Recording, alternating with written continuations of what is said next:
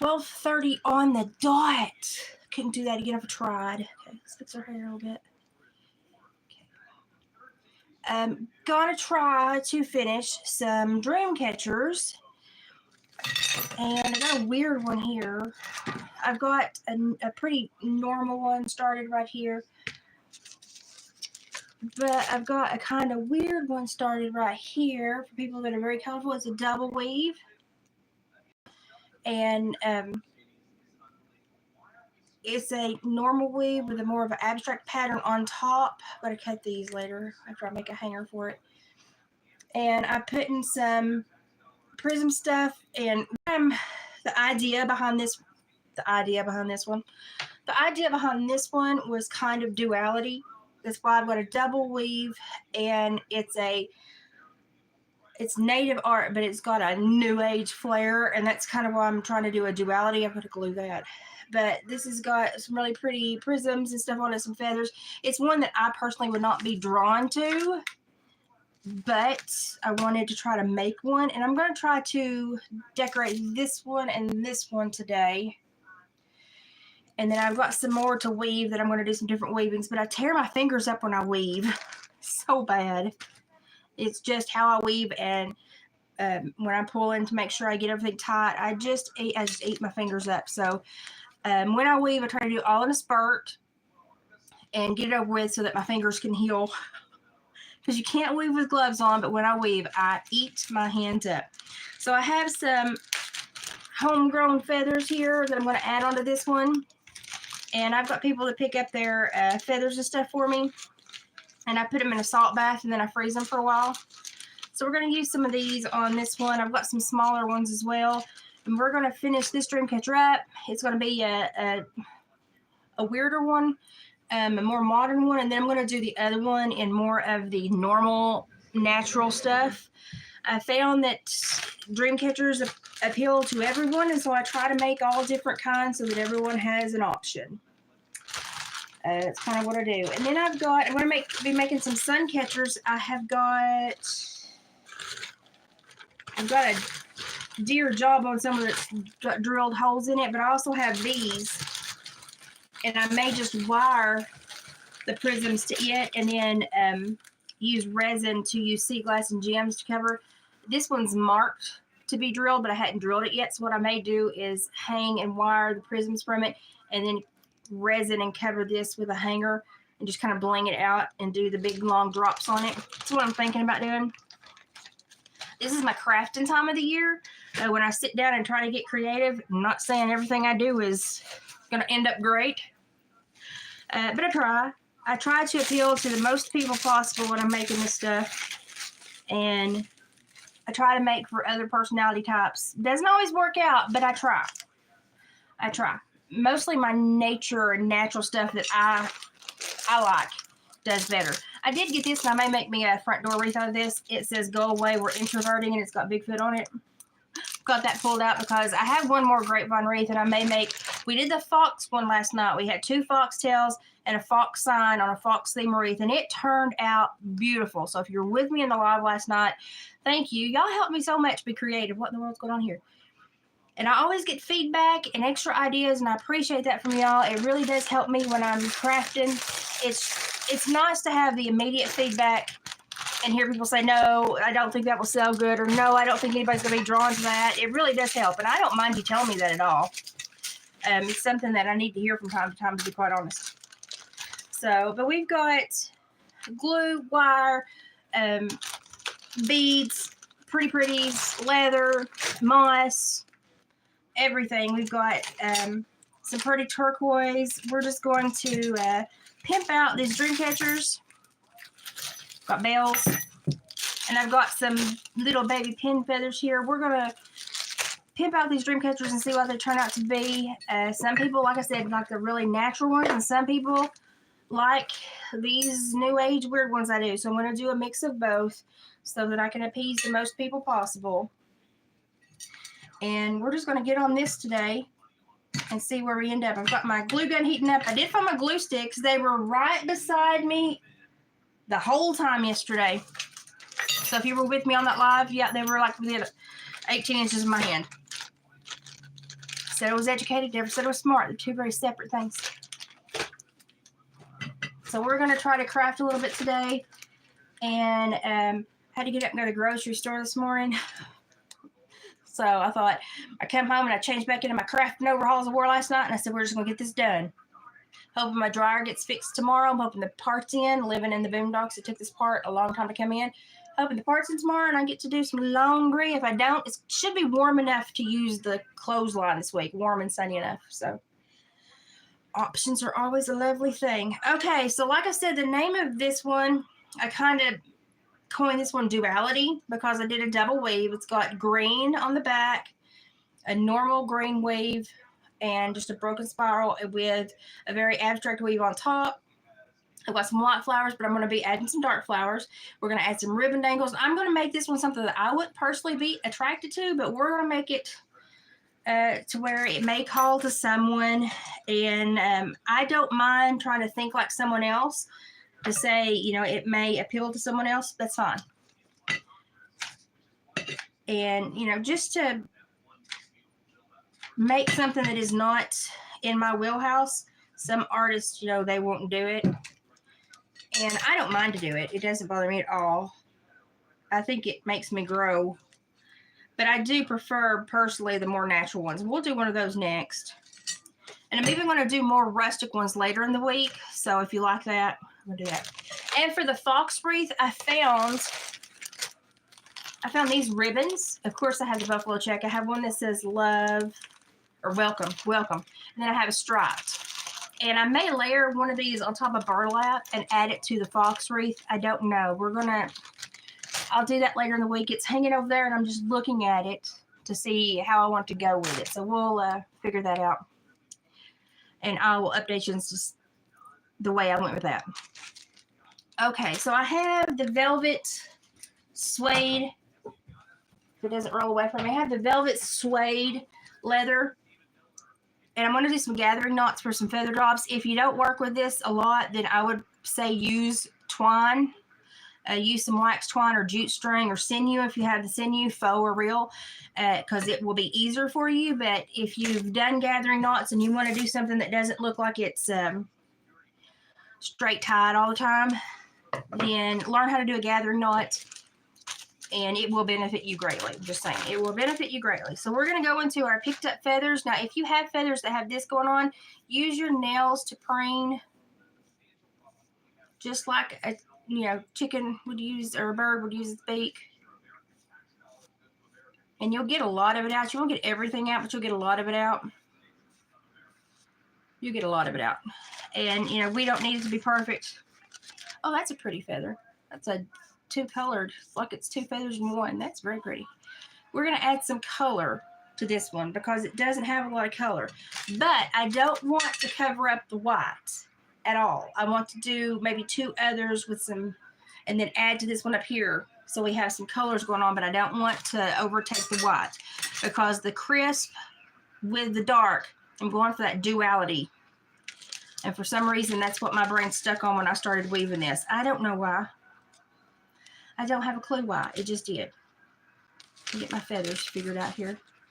I'm going to put two big ones with a little one. I always do clumps of three. I like odd numbers when I'm doing feather wraps. I don't honestly know why. Oh, hello, Naomi. Is it Noemi? Naomi? That's it. I mean, very nice spelling. Hi, Margaret. So if you're new here, hi, my name's Elizabeth. Everybody calls me Hillbilly Heart. My husband is a trapper tanner, and so really what this channel is just a place for him to drop his trapping videos and then a combination of air life. I am a retired parole officer. I have a neuromuscular disorder that is basically attacking my system, my nervous system, and my organs, and I'm doing a lot better than I have been doing the last several years, but it's kind of like MS. So when I have good days, I hop on here and I craft or I cook for you. And when I have bad days, I disappear and all you get is my husband's content. But I do like to hijack the channel and share with y'all what I'm doing from time to time. So what we're doing today, I'm wrapping some feathers and we're going to be adding to this dream catcher and just chit-chatting for a while. I like to chit-chat. It's like having coffee with your friend or tea with your friend or visiting somebody. And I like to hear back from y'all. Guinea feathers are actually quite pretty on dream catchers. Now, guinea are not my favorite things in the world. As y'all, if you've been with me for a while, you probably know. Guineas are not my favorite things. And, but they have pretty feathers. But they're not my favorite things. Okay, so that's a gathering knot. And as you can see, it just looks like a dangle. It's really pretty with sinew, but I like to use leather. I do have sinew from time to time, and I have used the real sinew that you have to chew before you use. I wouldn't say that's pleasant, but I mean, I've used it. So here's our first feather dangle. And what I do is I go back here and I put a dot of glue to make sure it doesn't pull out. It doesn't take a lot, just takes a little. And then I'll let it dry. So we're going to make another one of those. Guinea feathers would be really pretty. I don't have any right now. I've used them in the past. If you've watched me for a while, you've probably seen them. I don't get particular on the feathers I use. I have a lot of fowl people that pick up their chicken feathers for me, and I appreciate them. And I use kind of whatever. I do purchase from fowl farms. Locally, I try to get local feathers a lot. That's why I have Ziploc bags full of feathers. But I'm not opposed to buying them if I need to. But I do try to get from people, local people that have their own backyard chicken farms. And I'm going to preen these. I've had these in a salt bath and then put them in the freezer to kill anything that might be on them. And I'm going to hook them together in threes again. I like to do threes. And I will always, like if they're all going the same way, I'll twist one to make it go the other way because I'm weird. And then we're going to do a gathering knot, which is just make a loop at the end of your string, put it against, and then you want to start wrapping at the bottom and wrap your way up toward that loop. So I'm going to start wrapping at the bottom.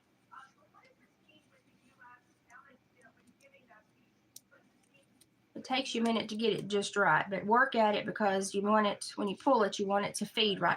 So you're going to wrap over that loop, going from bottom to top.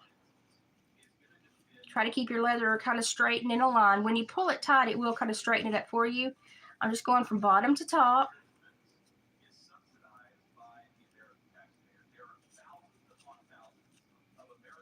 And when we get to the top, we've still got that little loop sticking out. We're going to take our extra leather, which I'm going to use to tie onto the dream catcher. We're going to put it through the loop. So we fed that through the loop. Then we're going to pull this bottom one, and it's going to pull that one down in there.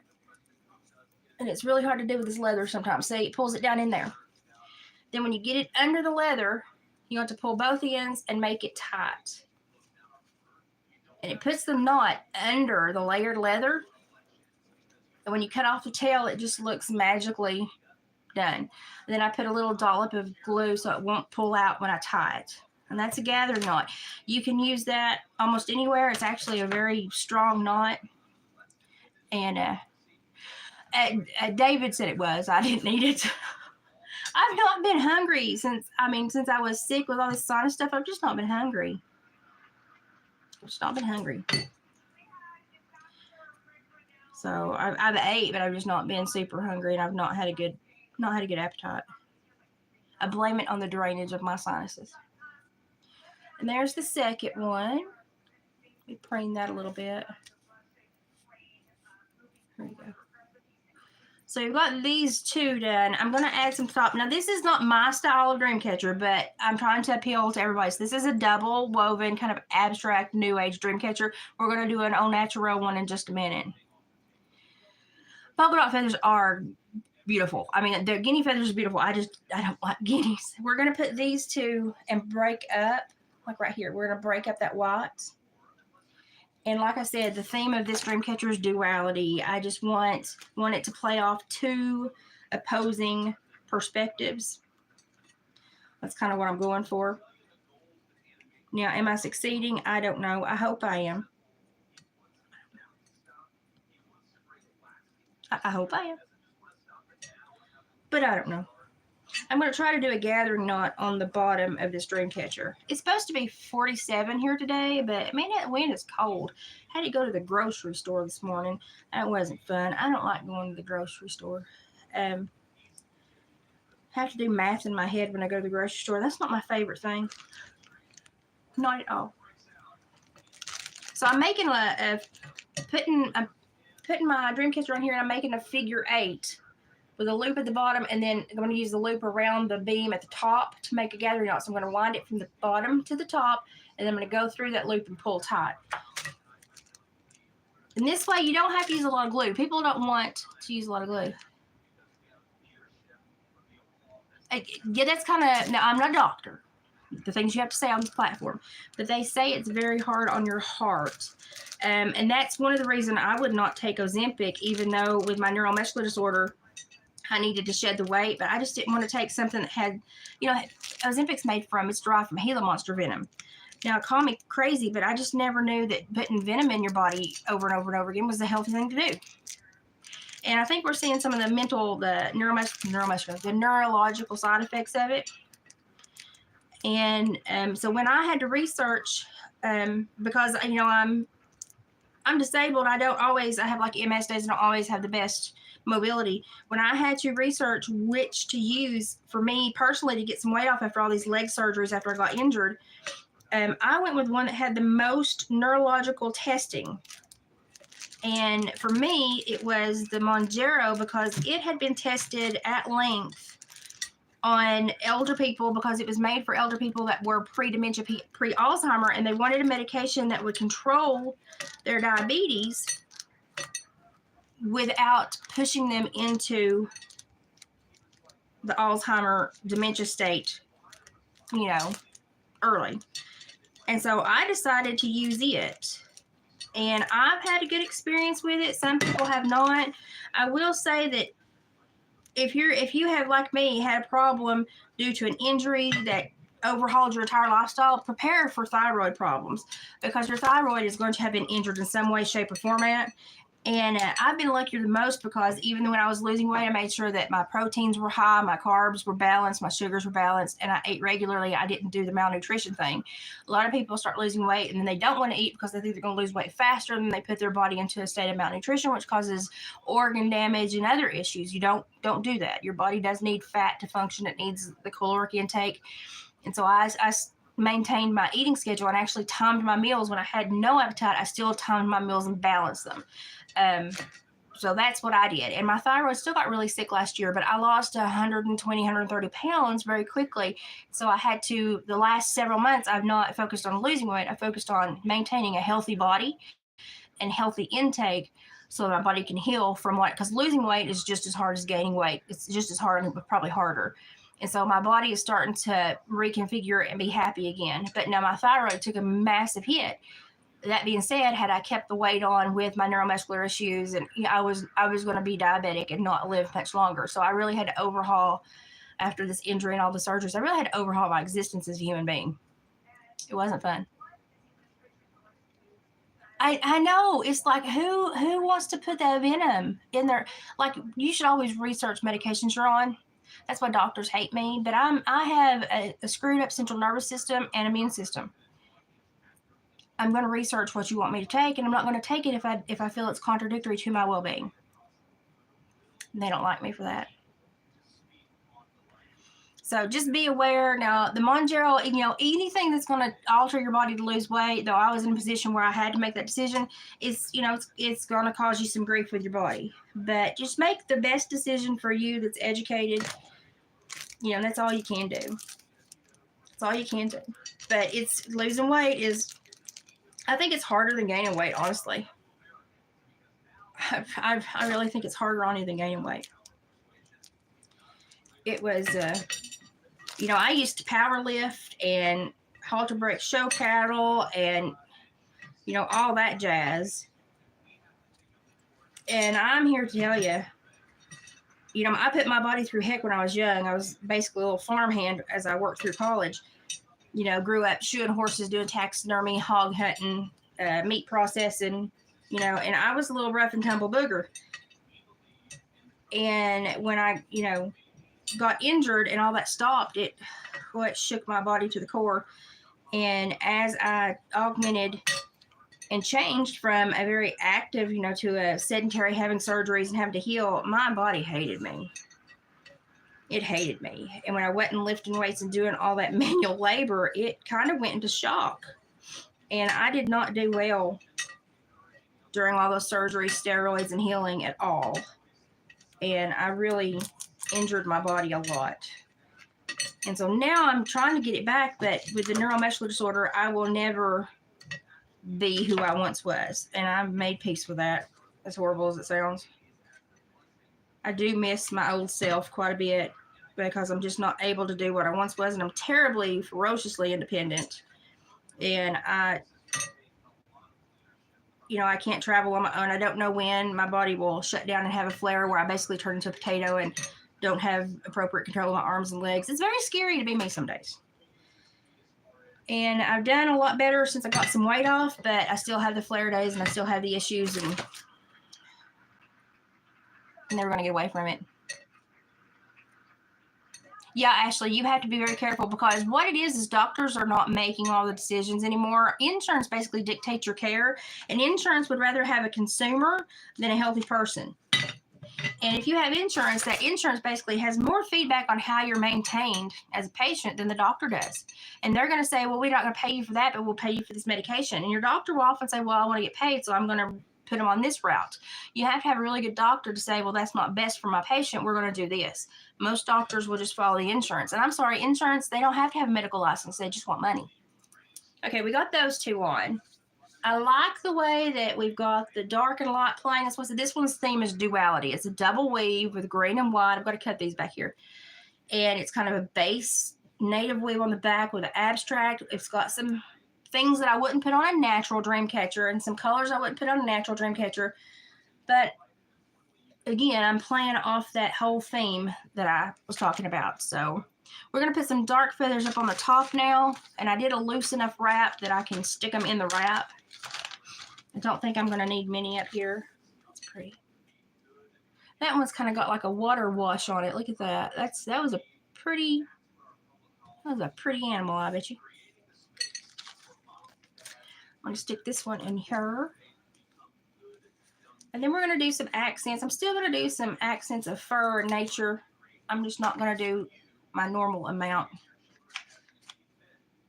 We're going to do some weirder stuff, because this one I think will appeal to people that don't necessarily have my aesthetic. So we're going to play with it a little bit and see what we can come up with. Okay, let's see. I have a bag of ribbon around here somewhere.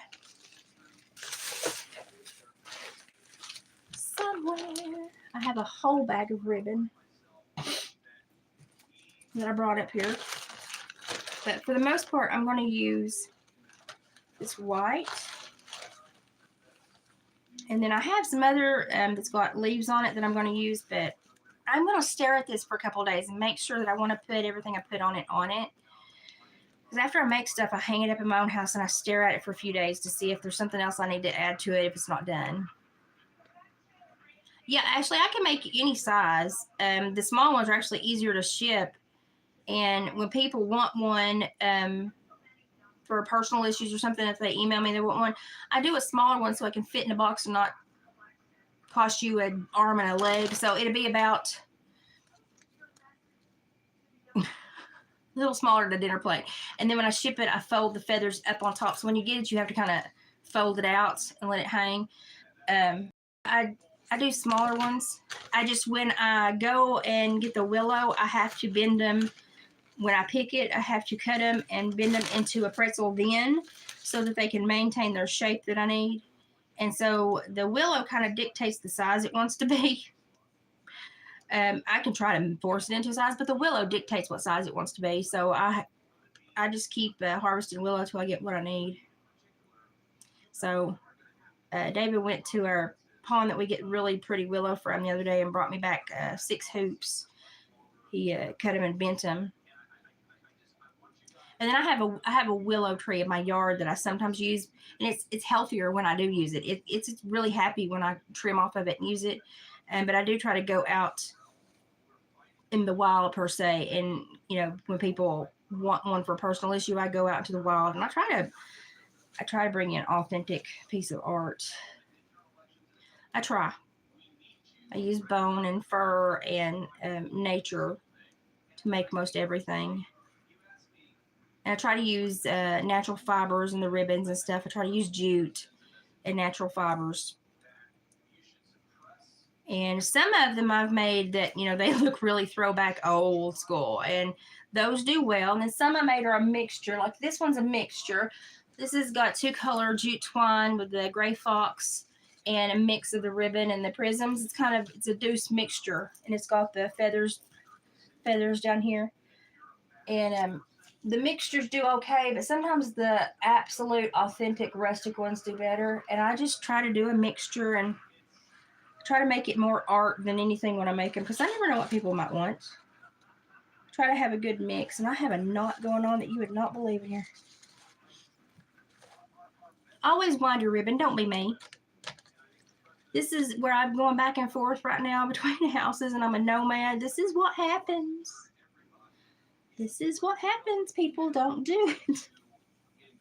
So I'm going to cut this. I don't want it to have super long tails, so I'm not going to make a super long tail. I've got moss wound around everything too.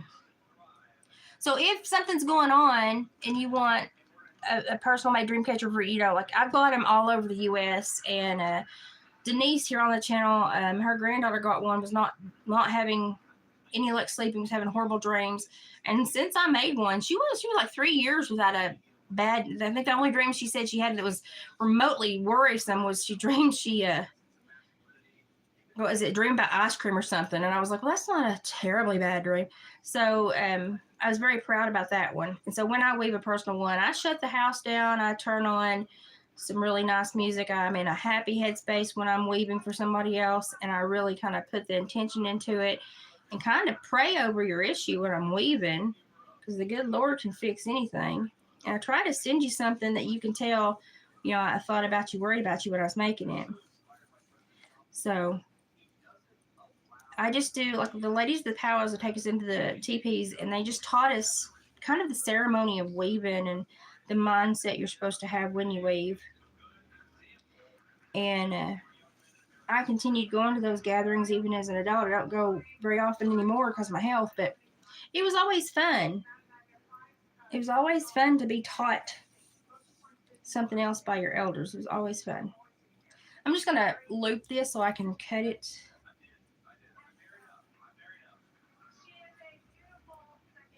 I don't know if anybody looked up the ready to go Tuppo. I bet you they have got a lot of nutrients.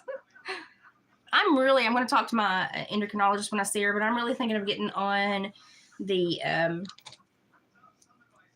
beef organ supplement, because the one thing we don't get in our diets is enough of what our body needs anymore. So I am really thinking of getting on the beef organ supplement and upping my immune system's intake of important things, because we do not eat the organs we used to. That sounds horrible, I know, but we don't, and our body doesn't get what it used to get. And those organs are so rich in stuff that we need. And, you know, used to be when you hunted, you would eat the heart, eat various parts of the animal. And with all the chronic wasting and blue tongue and stuff, people are getting away from that. Okay, now what I'm going to do is just loop these over and add dangles. And then I may add more feathers. We'll see. I have to take it a step at a time. Okay, Ashley, just email me or message me. You know how to get in touch with me.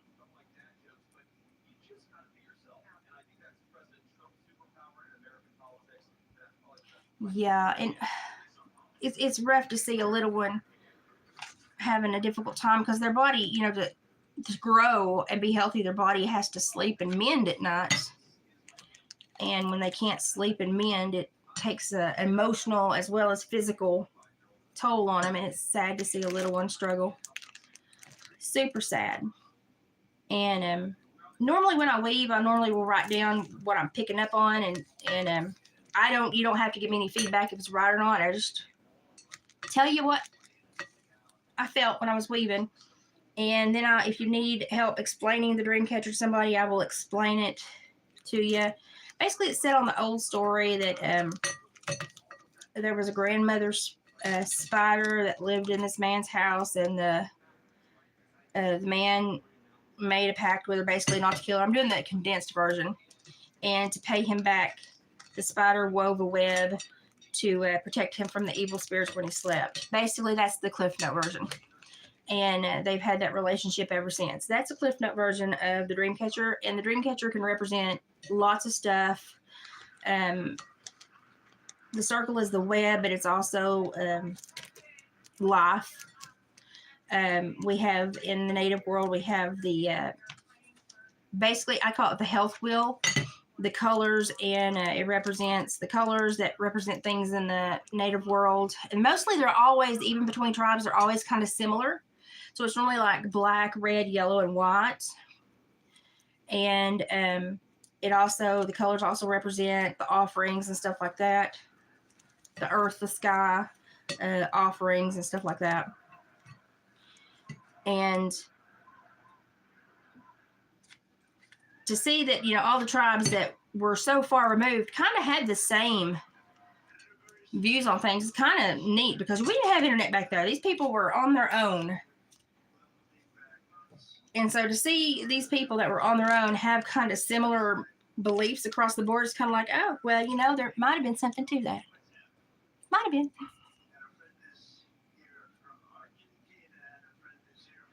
It's hard to see a little one struggle with sleep. It's really hard. My son had trouble when he was little, and he went through a time where he had, due to growth and the hormones that were not balanced for a while, he went through a time of little mild seizures. It's freaked me out as a parent as that. Now we're going to add something down here to give it a little bit more pizzazz. And so we had to put him on, it got so bad, they had to put him on a little tiny seizure medication, which freaked me out as a mama. And it wasn't a good experience. Across the board, don't recommend.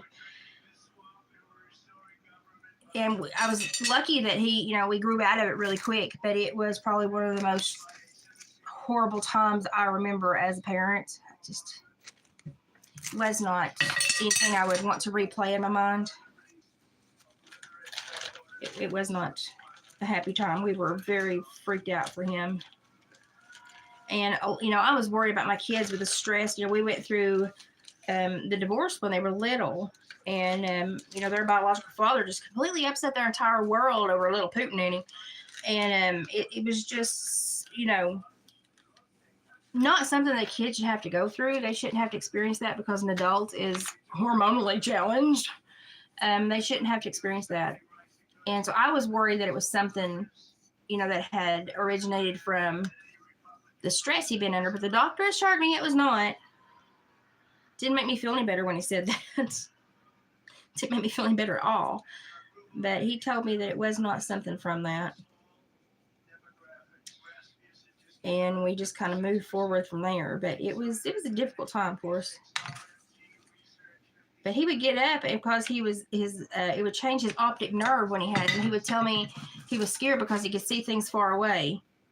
And that's how we knew he was having a seizure. And it was not pleasant for a mama to have to trying to comfort their kid that's, you know, and not freak them out further because they're seeing things far away, but you don't know what's going on, but you don't want to freak your child out, you know. That was a rough time for us. You know, so they went through an adoption when they were 2.5 and 3.5, and my husband adopted them. But their biological father, you know, in just a few days, met a woman and left. After he had been dating her for a while, hiding it, and he had stolen my student money. I had kept a separate account at a bank between me and my campus of school that I had night classes and weekend classes at. And I only used the leftovers if I needed gas to go to school or something, because I tried not to use it.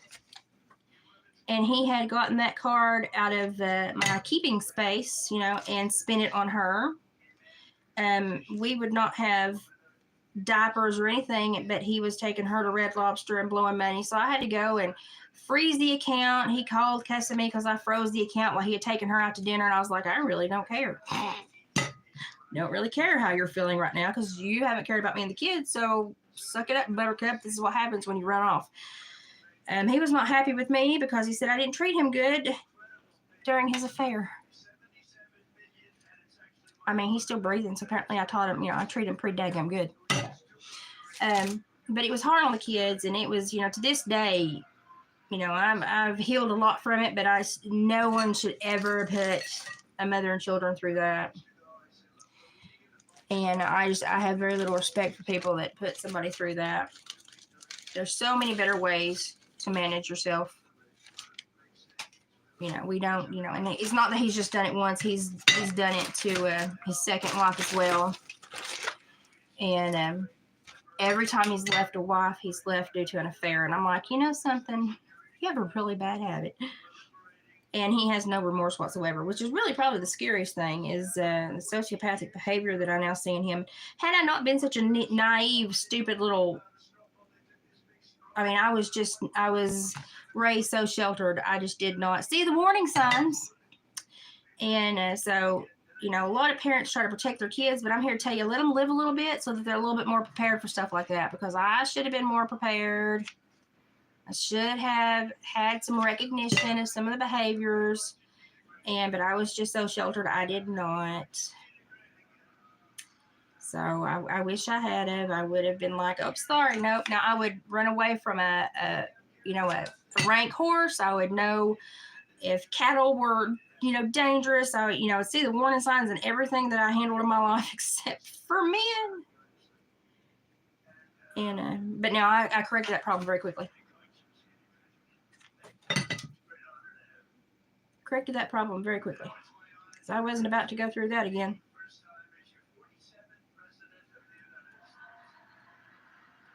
Okay, what I'm doing now is just attaching the little feather dangles to the bottom of those. And I won't do them to every one. I'll probably just do them to these two, because I want some ribbons hanging. I'll probably cut those at an angle. I'll leave these long, and then I'll cut these at an angle and put ribbons on this one. I don't want to overwhelm it, but I do want it to be pretty.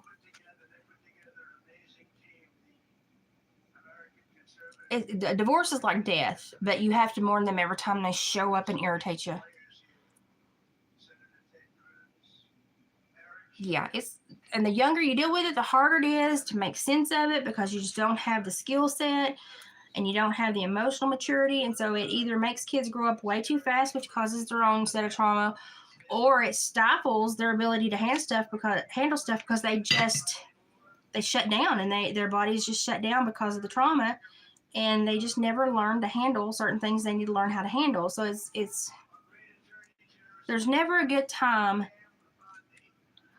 for a kid to go through something, because they're growing so quickly and their brain and chemistry is changing so quickly. Their mind is so malleable.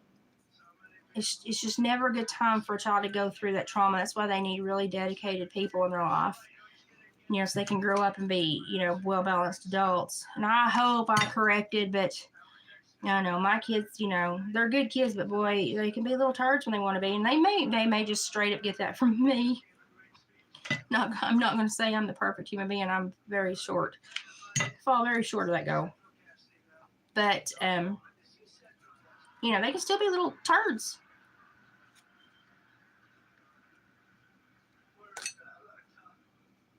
And we're, you know, as human beings, we're just all capable of that. We're just all capable of that. Okay. Got those. I know we're going to cut these. I'm going to leave this one long. I like the long dangles. I just like them. Now I'm going to cut these. I just cut everything in the floor, and then I sweep when I'm done. And I don't want it cut super sharp. I like the frayed edges, and sometimes I'll take sandpaper and run them through the sandpaper. I know that sounds contradictory to most of y'all, but I do. That's what I do. And I'm going to cut these up a little bit.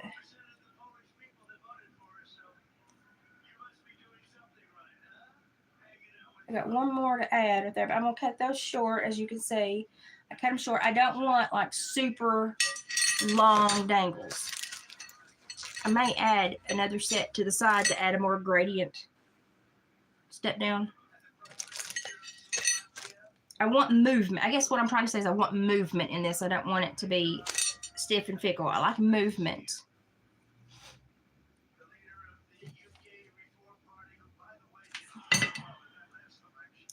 But yeah, it's hard to be a kid. Growing up is messy work. You know, even if you get it right, growing up is messy. you're just going through so much, with your body and your brain. Growing up is messy work. And so, for these parents that don't talk to their kids about it, and, these kids, all they see is the social media projected family that is perfect. And then they measure it to their own lives and find themselves lacking. And nobody takes the time to tell them that's only what people present. That's not really the truth. That's just what they're willing to show other people. And so these kids grow up online and they think what they're seeing online is the truth, and nobody tells them, no, that's a projected best case scenario. And so sometimes a kid just needs to be told, yeah, that's a lie. That's a lie. And life can be messy. And just because yours is messy at the moment doesn't mean it's not going to be a successful and happy life. But it takes a lot of work to have a successful and happy life. And when I say successful, I'm not talking about money. I'm talking about emotional. Okay, I'm going to do some more dangles and add some more volume to this. Let me pick up my ribbon. I like a lot of movement. I really do like a lot of movement, my dream catchers. Measuring the length I want right now.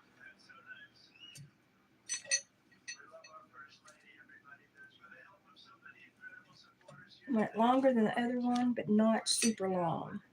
Okay, that's about right. Then I'm going to measure this and make another one the same length because I want it somewhat equal on the other side. They don't have to be cousins, not sisters.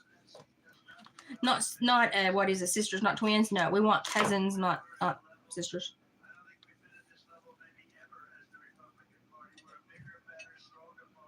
So we're going to, let me glue this right here. That's coming done.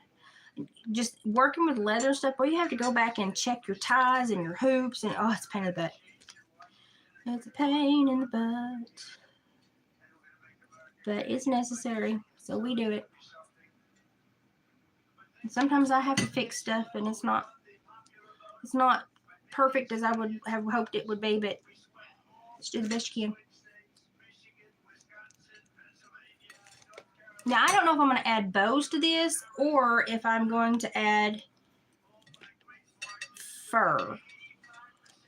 I don't know yet. Flowers, I may add flowers. I don't know yet. Don't know yet, but I do know I want more fullness on the side, so I'm going to add some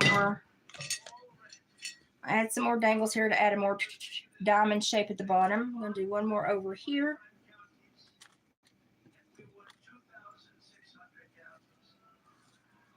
Always balancing out on the sides. I'm always going to balance out on the sides.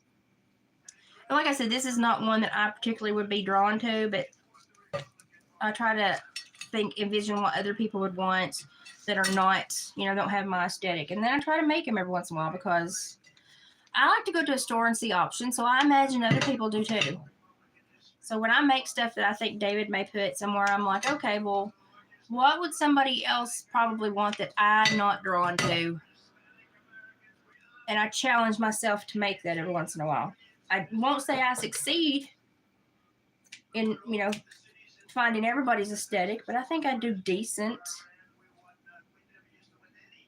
I try. And I don't want the ends perfect. I want them kind of raggedy because they will kind of roughen up over time, and I like that. I like that. I like the hardened edge it creates.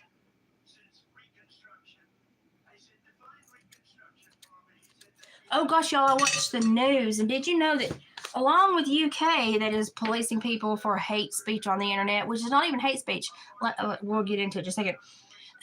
Germany's doing it now too. Now you think that Germany would learn about imposing their ideals upon society as a whole and creating outcast groups of people, but apparently we didn't get the memo the first time.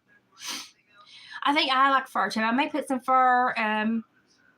Now David got a red fox this trapping season, and it had a bad spot on its back of its head and neck, and it had something wrong with the fur. It had gone under fences or something that hadn't grown back. So when he tanned it, he only tanned from the shoulders back. He's just going to take the tail off, but he told me I could have the rest of the red fox tanned pelt.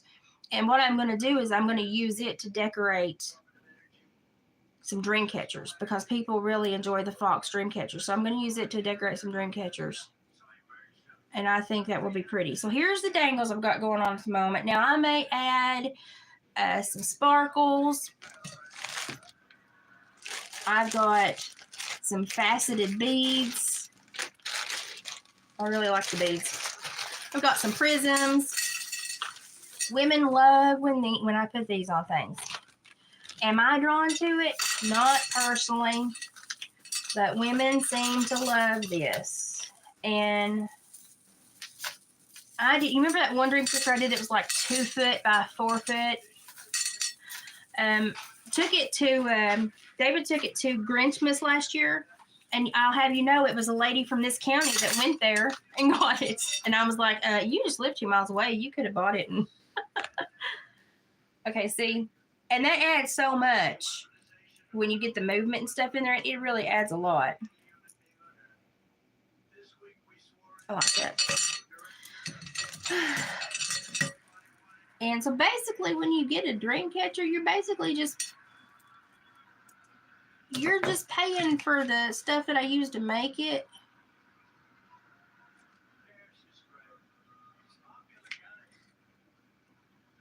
Because when I make them personal, I'm wanting to help you through whatever's going on, that's causing you to need a dream catcher. I'm just trying to give you a symbol of hope through whatever's going on.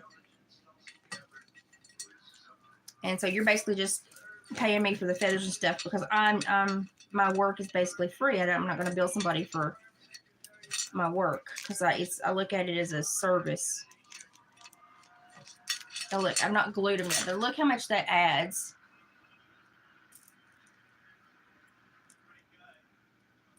Let me pull it apart down here. It got stuck on the other one beside it. I'll pull it apart later.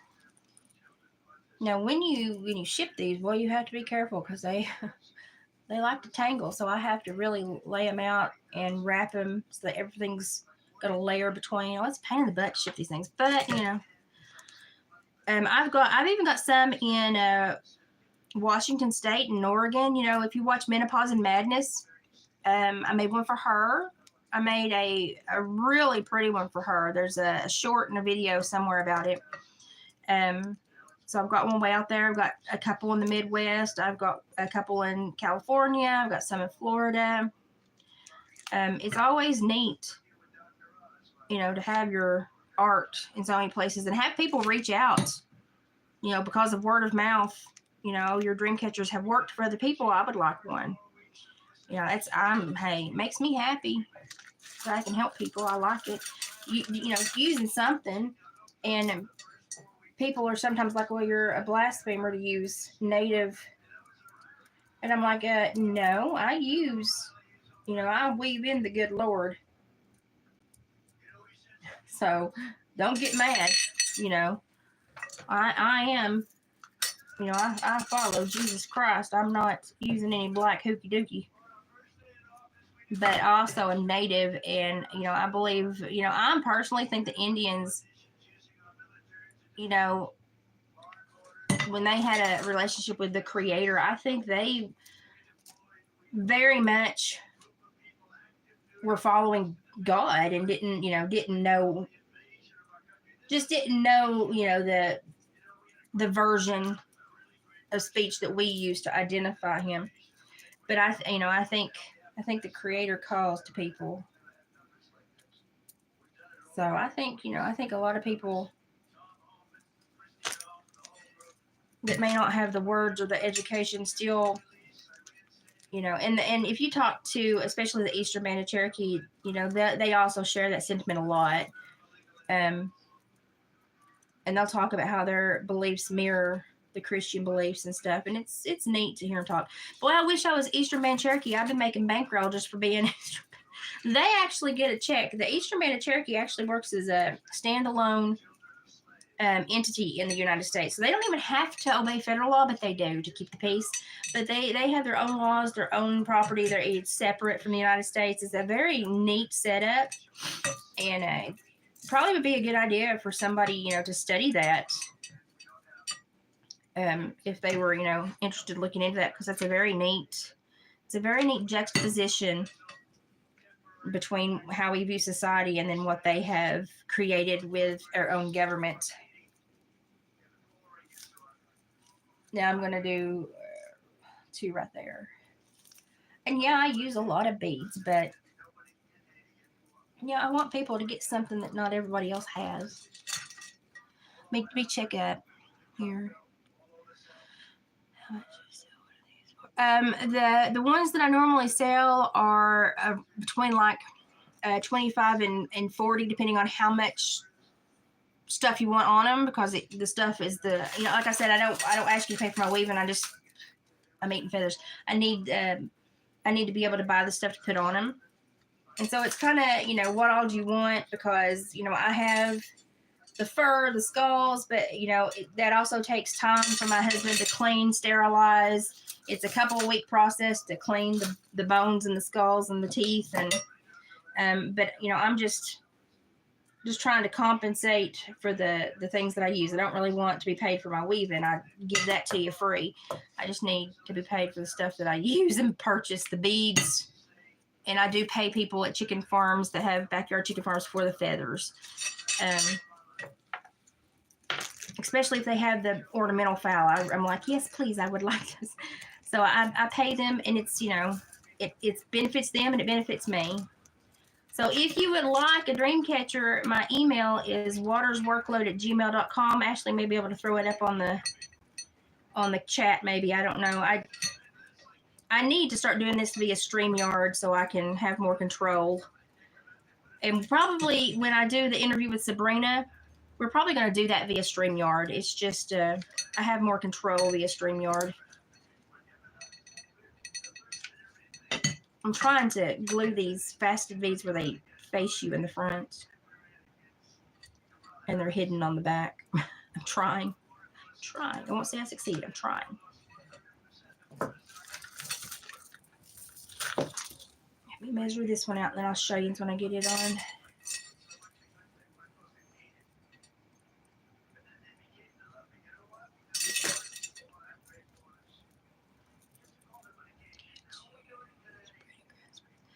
Yeah, I've got some braided jute. Sometimes I braid my own jute. I've got some braided jute. I've got some dried pampas grass. I've got some dried ornamental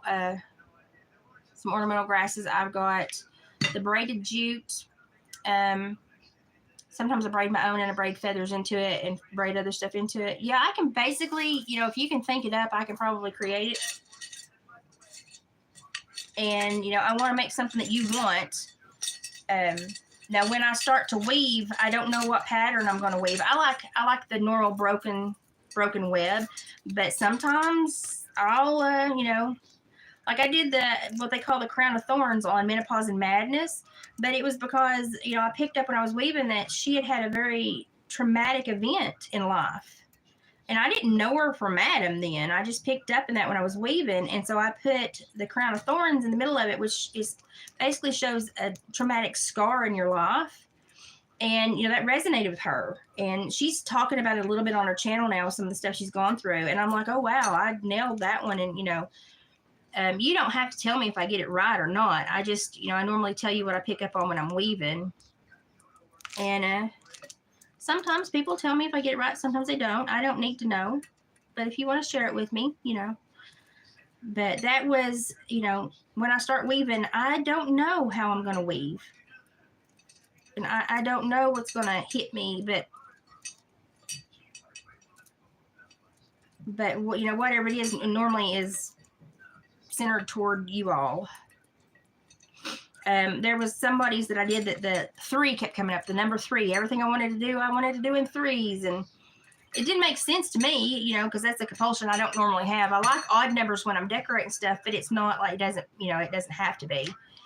And I wrote them a little thing, and I said, you know, when I was weaving this, the number 3 kept coming up. 3, 3, 3, 3. And they were like, oh, yeah, well, we were triplets, but we lost one. I didn't know they were a twin, let alone a triplet, but, you know.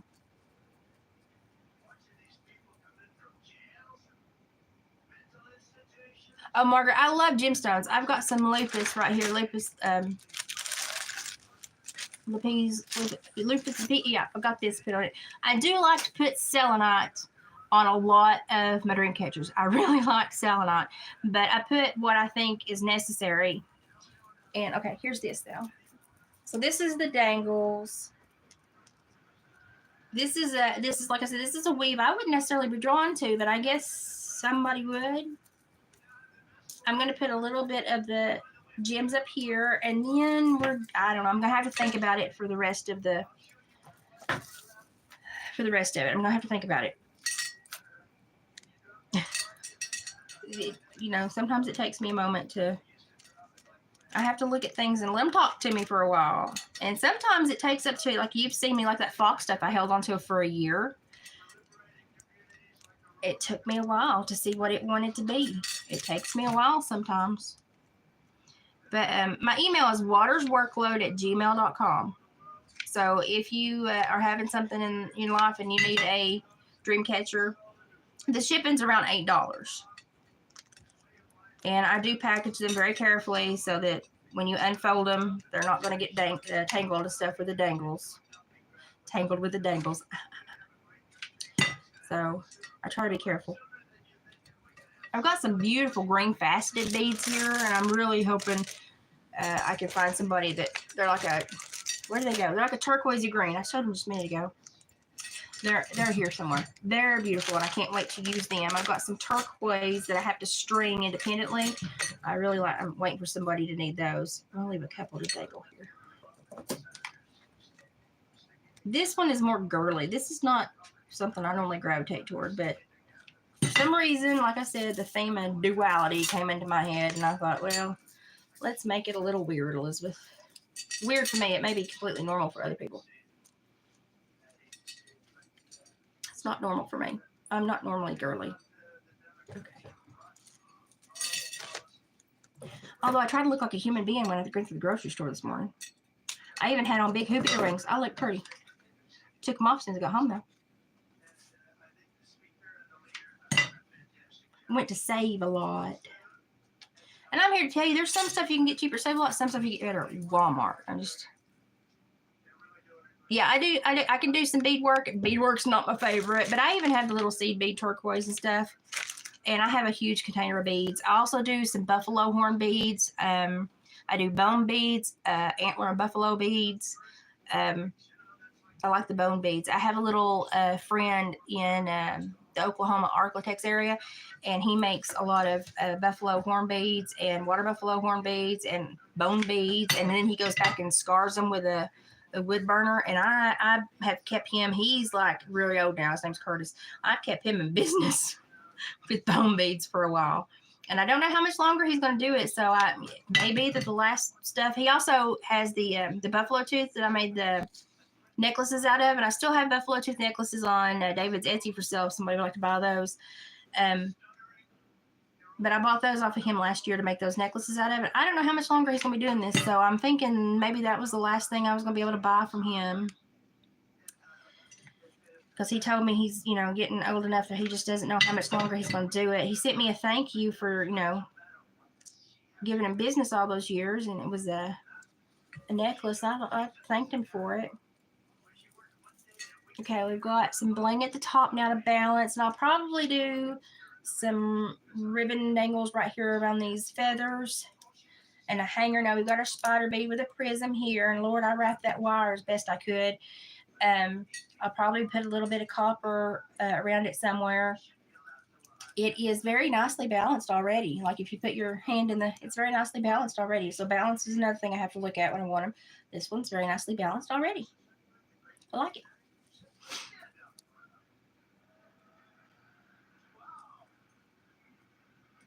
I don't think so, Margaret. I like, when I do the stones, I normally like moss agate, Indian agate. I sometimes buy some Dalmatian stones, amethyst quartz, rose quartz, labradorite, selenite, amazonite, some fluorite.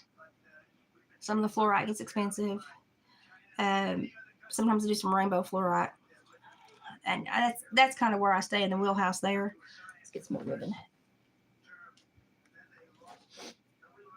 Let me see what I can make up here at the top quickly.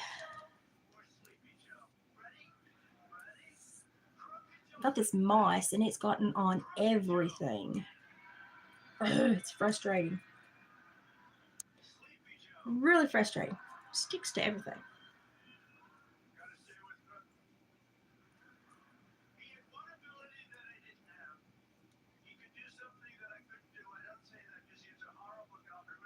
Let's see here. I want to make just a little, I don't want it to be like a super frilly bow, but I want a bow.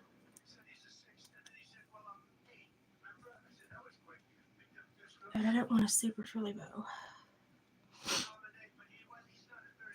And I need to go and dig through all my supplies. I'm starting to organize that craft room. So soon, well, I say soon, when I get it all done, this winter has not been conducive to cleaning. I've had to stay over the wood stove all winter, but soon I will have that room done and we'll be sitting there.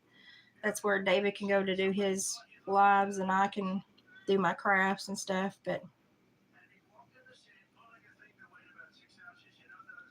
I'm still going to try with YouTube to get monetization back. I'm not happy with them, but I'm going to be prepared for the next go around with them. By golly. I'm going to try to. They may be bigger crooks than I think, and I may not be able to figure them out. I don't know. I was just really irritated with their behavior this go around. It's frustrating to think you've got everything going and then kaboom, and then they take your money. It's frustrating.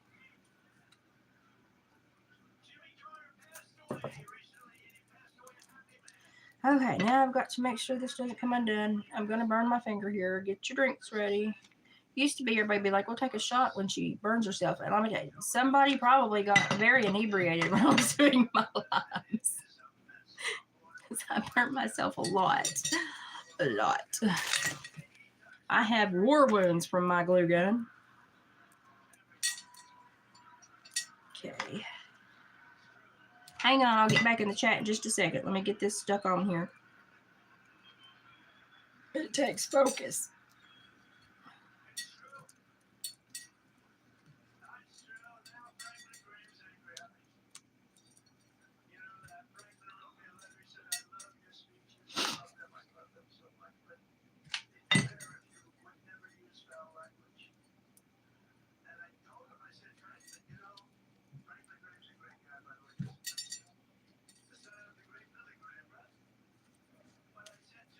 I may add some dangles on it too. Like a little bow. I may add some more dangles to where they hang the way I want them to hang. Pull them down here. This is like not my aesthetic, but it'll be somebody's, I'm sure. Somebody will get what they need from it. Need to put that other feather on while I'm thinking about it. Well, that's okay. No, I've got two down there that are not with. That's fine. Very pretty, very girly, very feminine. Not me at all, but like I said, it'll be somebody. Let's add one more string of beads going down these feathers. Like, see, I've used almost a whole pack of beads in this thing. That's okay.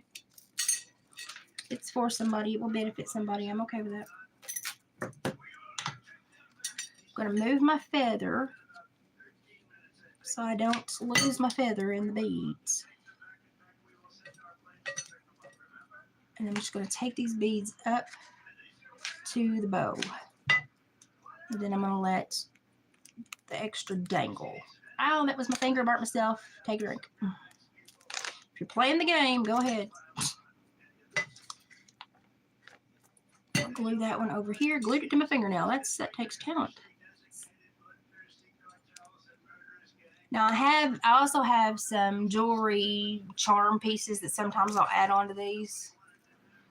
And I may add one onto here. I don't know.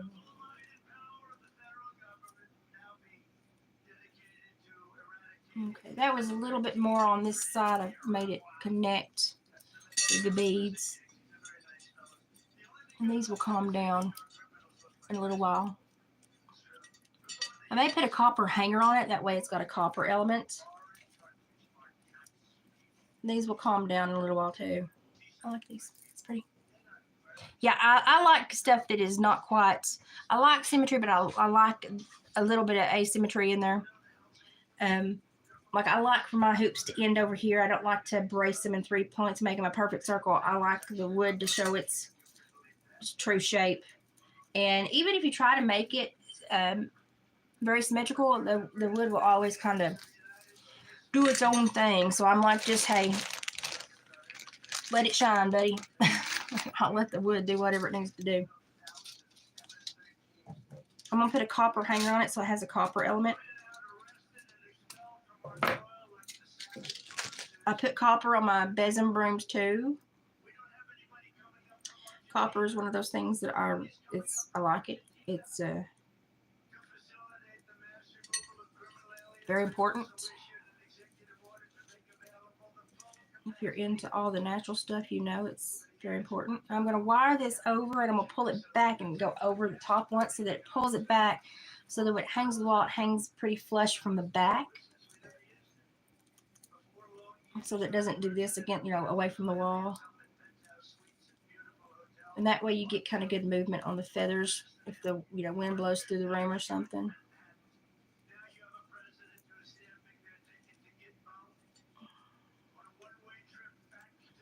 Put a little copper loop up here. I do copper on my besom brooms too. And let's see, I have the snipples. I have a jawbone, but I don't know if this one really needs a jawbone. What I may do for the nature side of things is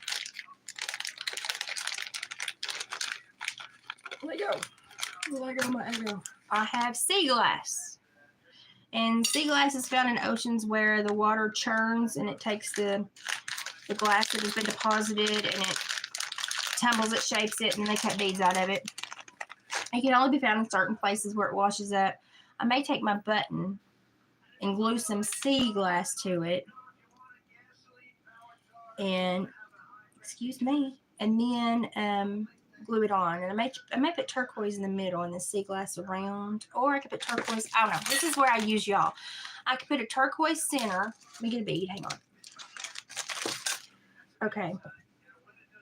I could do a turquoise center and then the white clear faceted beads around, or I could do a clear center with the blue greenish sea glass around.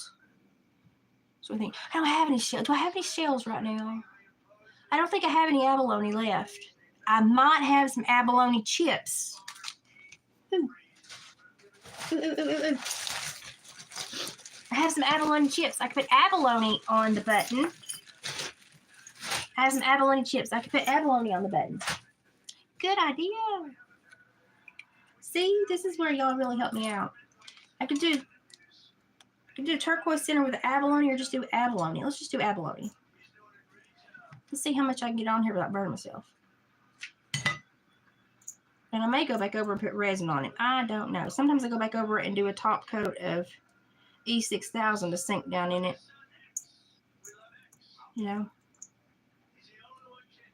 Let's see.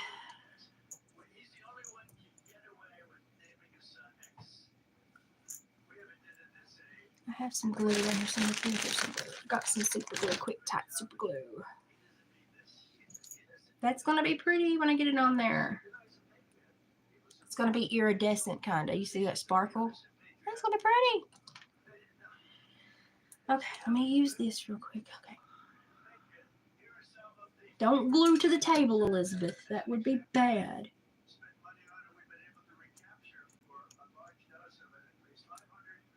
Well, that glue stinks.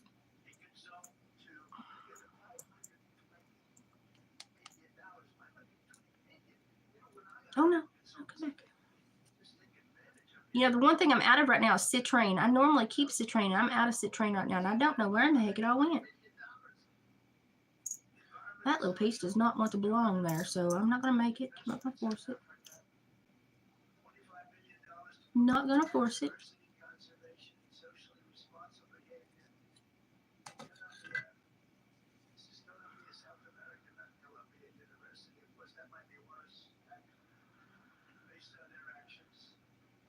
I'm going to super glue it to my finger if I ain't careful. Doggone it.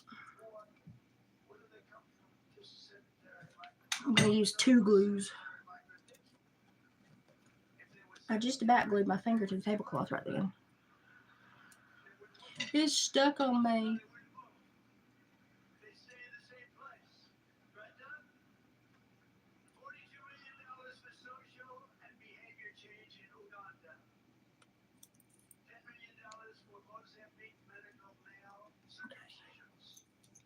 I have to mix the glues.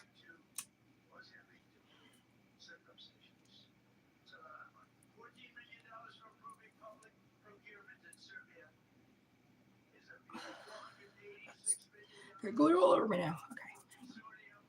Maybe a center and let the outside shine.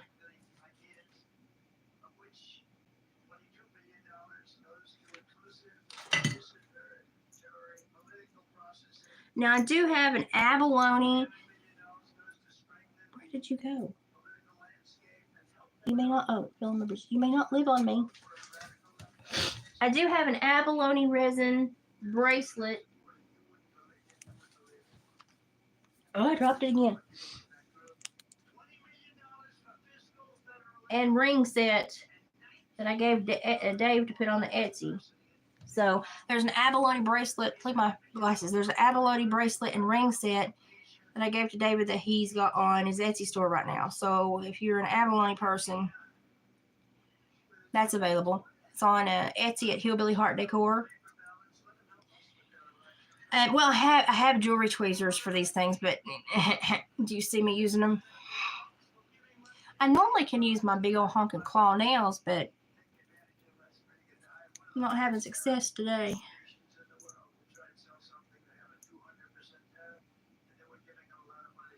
I'm going to do the outside.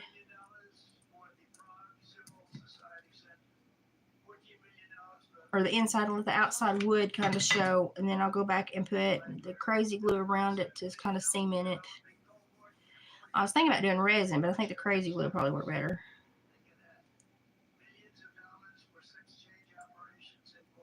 I don't want it to be like a perfect circle. I just want it to kind of take up the middle. Be a natural shape.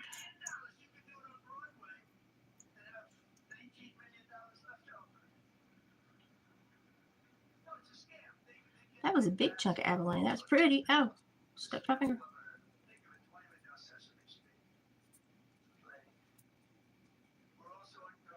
That's pretty. Okay. I think I'm going to glue it before I glue it to myself. I'm going to put it on here before I glue it to myself. I'm going to put it over. I think I'm going to put it up here over the bow.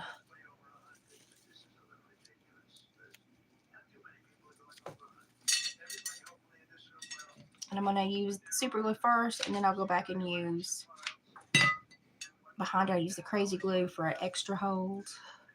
Now, if I'm gluing to something that is metal or hard, I use the E6000 a lot. But I normally try to use 2 types of. If I have to glue, I'm going to use 2 types of glue. So I'm paranoid.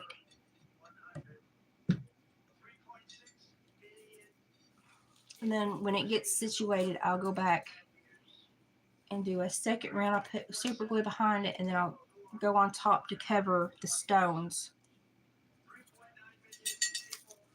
Okay, so that could be your spider, basically, that eats the bad juju, or this could be. Let me hold the. It's very well balanced. I've got glue strings on it. Hang on.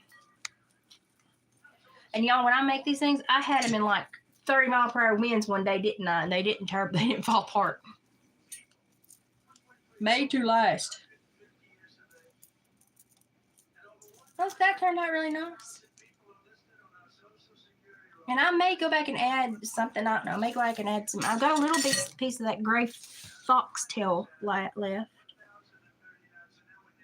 Could use part of it. Got stickers on it. Hang on. I don't know how that got stuck. Now, if anybody's interested, I also have rib earrings. And I have jeweled baculum earrings. And then I have the jeweled raccoon baculum necklaces. And you wouldn't believe the moonshiners that buy these, I'm telling you. They just buy the plain bones so that their moonshine doesn't go out their spout and get lost. Got sea glass and gems on it, resined. And with the buffalo tooth earrings, of course, David's got them on the Etsy thing. And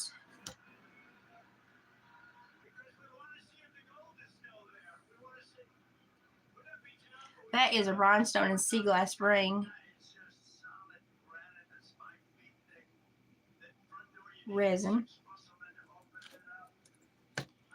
This is an agate ring. Resin.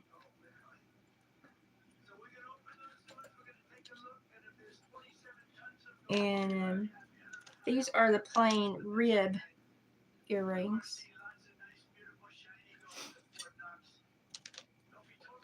Well, I had some Margaret, and I used them on stuff like this.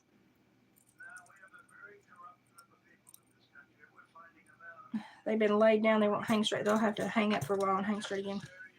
So I do have my baculum jewelry and my rib jewelry. I don't have...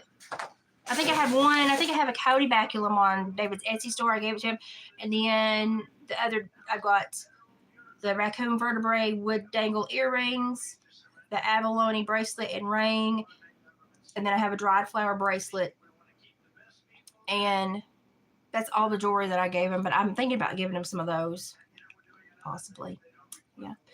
I'm thinking if somebody, like, it costs so much to add for him, so I know he doesn't want to put a whole bunch of stuff on there, but if somebody's interested in those, I can put those on, and then I can tell you when the ad's active, and you can just go grab it. So.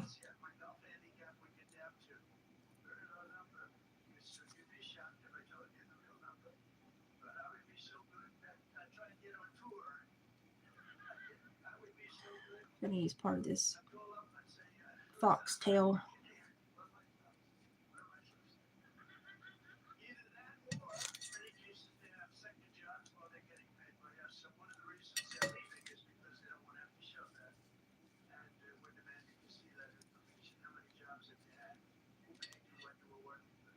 You know, they're talking about the federal employees, and they're asking about if they've had any other jobs. When I worked for the state, when I was a parole officer, we weren't allowed to have another job unless it was approved by the state. I don't know why people are making such a big deal of this. I was under the same things as a state employee. I couldn't have another job without getting it approved. I'm going to put some fox fur on this somewhere. I'm not quite sure where yet.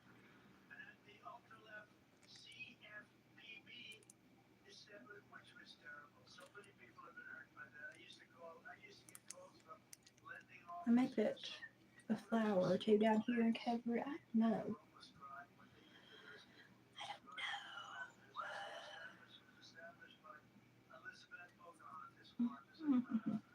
Don't know. Really? I did some probation, but I mostly worked for the parole board. And I supervised the violent male offenders, and I did the cognitive behavioral therapy with the offenders that harm children. I can't say that here. So I did every level of supervision. I did interstate compact. I did every level of supervision.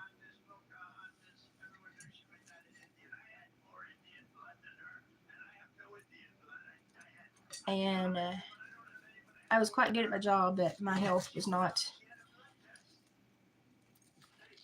when I got diagnosed with my neuromuscular disorder, they actually came to me and said I could have a disorder or a job.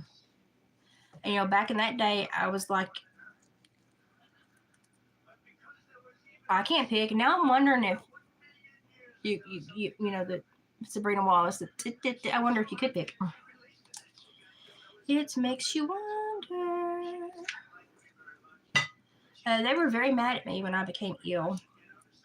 And I handled a lot for them. I know it put them in a bad way, but last surgery I had, I know they weren't happy with me when I had to have it. But Lord, do you think I wanted to have another leg surgery? No.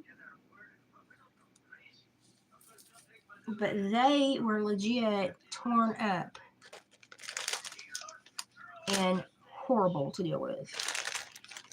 I would not. And I struggled when I worked there because they were just really an unhappy workforce, and they would hire some of the weirdest people that would not work to save their lives. And they would almost reward the people that wouldn't work. And I was like, why do you do that? And it's because they were yes people and they wouldn't contradict them or question them. And rather than having a good worker, they just wanted somebody that would and do what they told them to do. And I just really got irritated with them. I love the job and I helped lots of people. Like I said yesterday, I had one of my old parolees contact me for help. His mother sadly was murdered, and he's now going through the criminal justice system on the other side. And he's like, well, this is, so much different than from my side that I was on years ago, which he's doing great now. And he's getting a whole new view. Put a little tuft of fur up there. And then on the back where it needed attaching, I put a turquoise bead to hold it.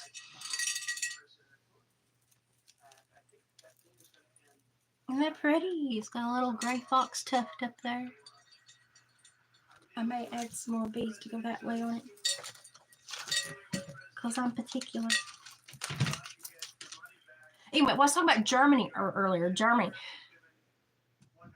Really? Oh, wow. I had a guy that had a shootout with a TBI, and then he had turned the shotgun on himself and blowed half his face off. He had to have reconstructive surgery, had a trach, and he couldn't talk right, and he had gone through like every officer. Nobody could handle him, so they sent him to me, and they were like, really, we don't know if he's going to be able to do supervision. He may just have to go back and finish his sentence if he can't behave.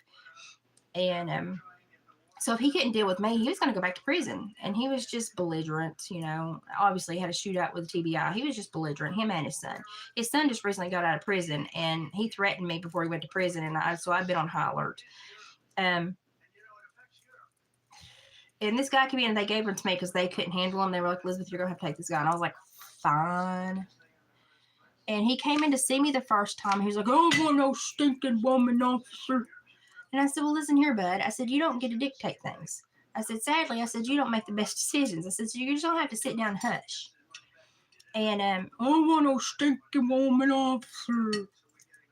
And he just went on a rampage. I was just sitting there letting him get it out of his system, because he was just going to have to get it out of his system so we could talk about it.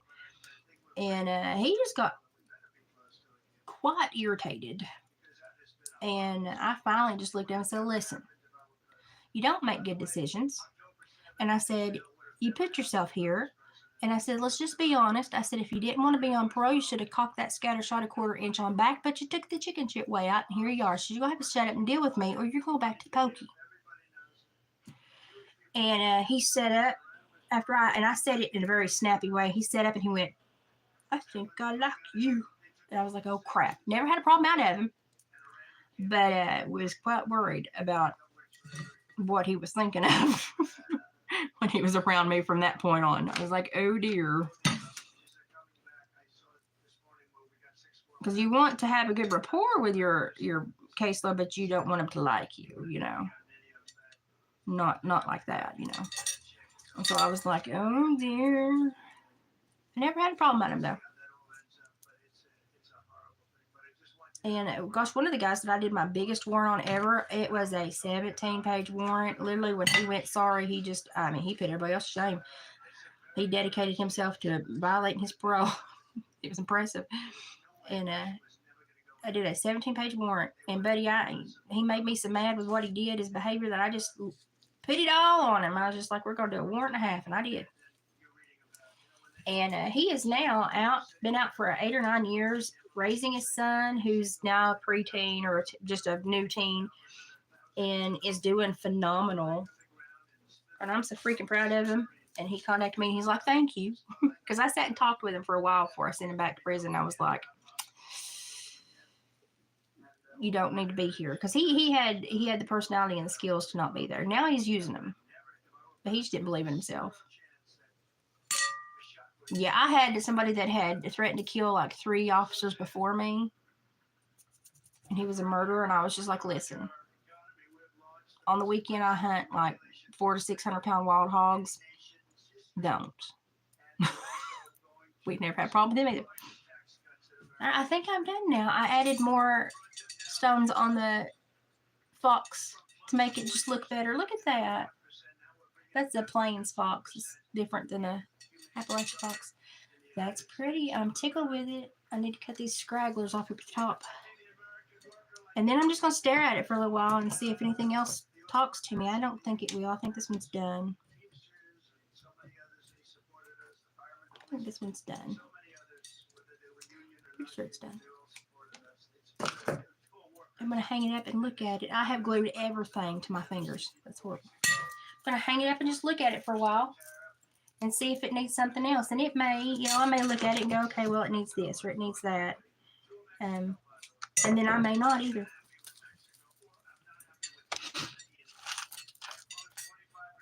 Let's see. I think I'm going to do this at the bottom. Yeah, let's do this at the bottom.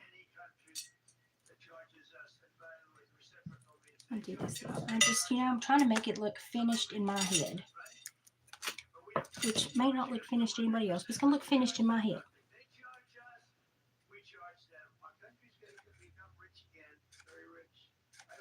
Anyway, in Germany, they are arresting people for hate speech online. When I say hate speech, they're just talking about insults. And they're actually taking your phone away. And when they said, well, do people in real life get, charged the same way? And they said, no, it's actually more harsh if you put it on the internet because it never goes away.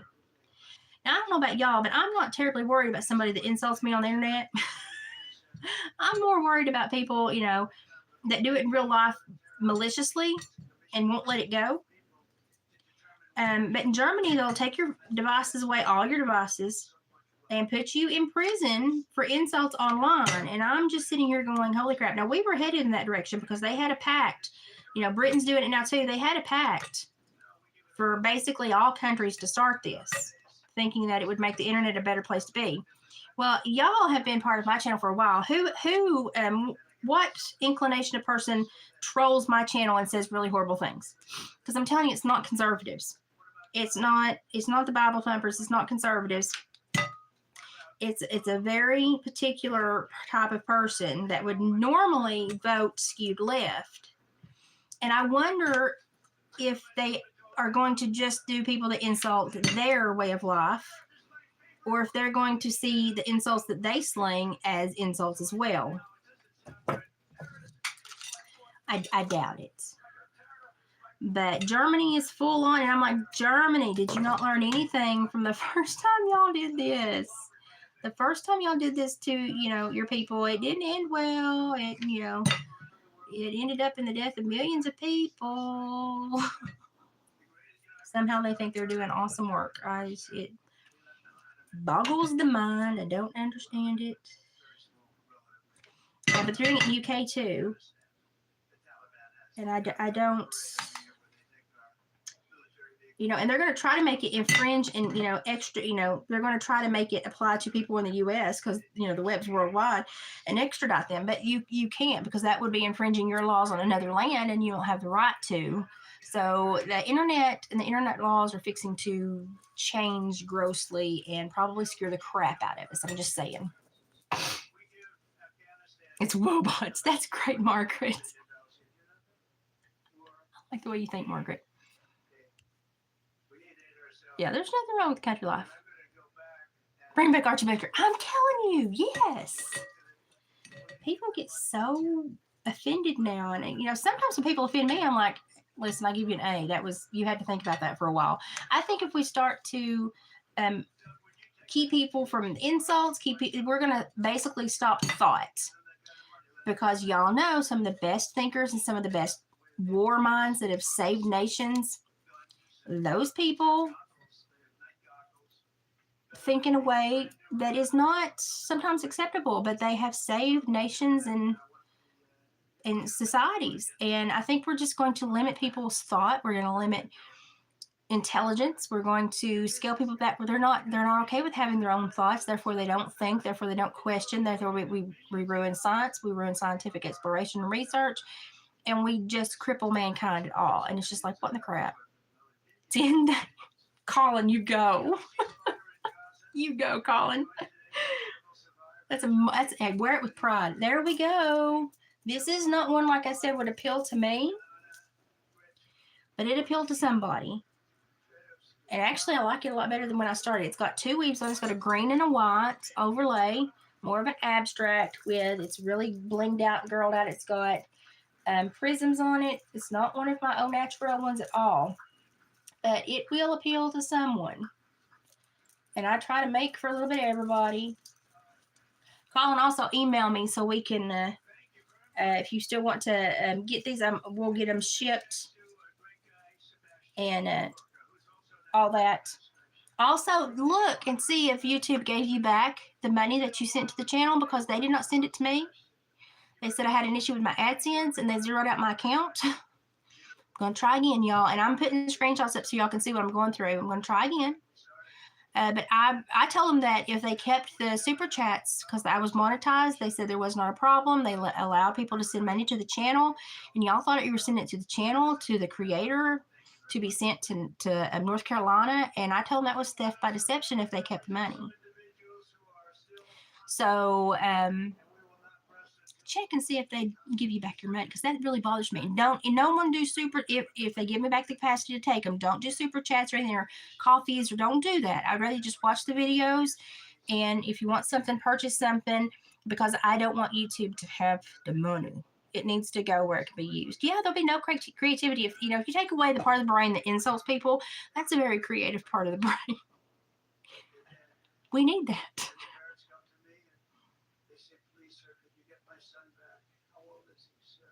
Oh, Margaret, gosh, you cracked me up, Margaret.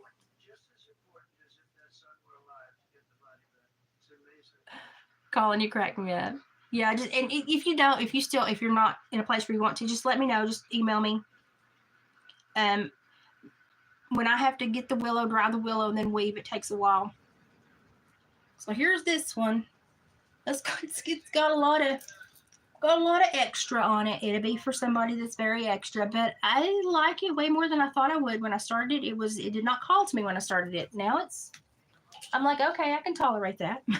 I can tolerate that. Okay, now I've got this more plain one. I like the way this sticks out. I'm going to do a feather dangle off of it. I like the wonky shape. I like that the willow is kind of loud and proud and talking to you. I put these are glow in the dark. Put two little glow in the dark beads on there, and I really have no line of thought for this one. Leather, nature, bones is what I'm thinking. Colin, if you need to wait and make it, that's fine. It'll take me a couple more days because I've had them hanging over the stove drying, because the willow that I had to get green, I have to press it. Now I have to bend it, dry it. I have to bend it, press it, dry it. It's a process. But if you need, it's fine, because it took me forever to get them done. So if I need, they can sit and wait. It's not a big deal. Just let me know. I think I'm going to use all leather dangles on this one, and do an au naturel route. Let me toss this on the floor. Maybe some green ribbon for nature and some leather dangles. and just do more of a nature native inspired one. Still kind of new age with some pretties on it, but more of a throwback to the old ways. I'm gonna do 5 dangles.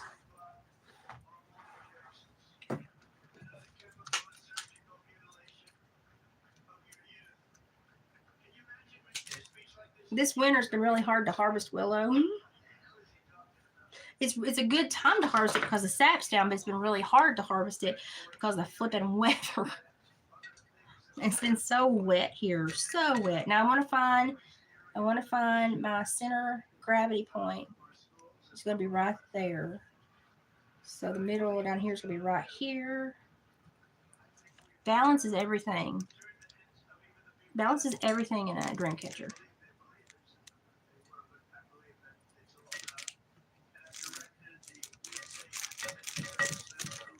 And I figure Colin will just do PayPal. The shipping over there is what I'm really worried about. It's just so expensive to ship. Shipping is the bane of my existence. I hate it. It's so flipping expensive.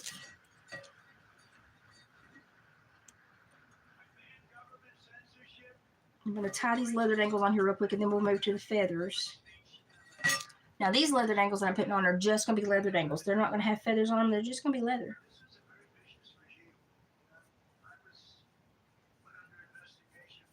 Trying to make them even. But yeah, Germany's and the UK, Scotland, and they're just woo. Yeah, the shipping, I do tell them that the shipping, normally domestic is just like $8 to $10. And I normally just tell you, you know, $8 or $10, depending on how big it is, and I'll just absorb the extra.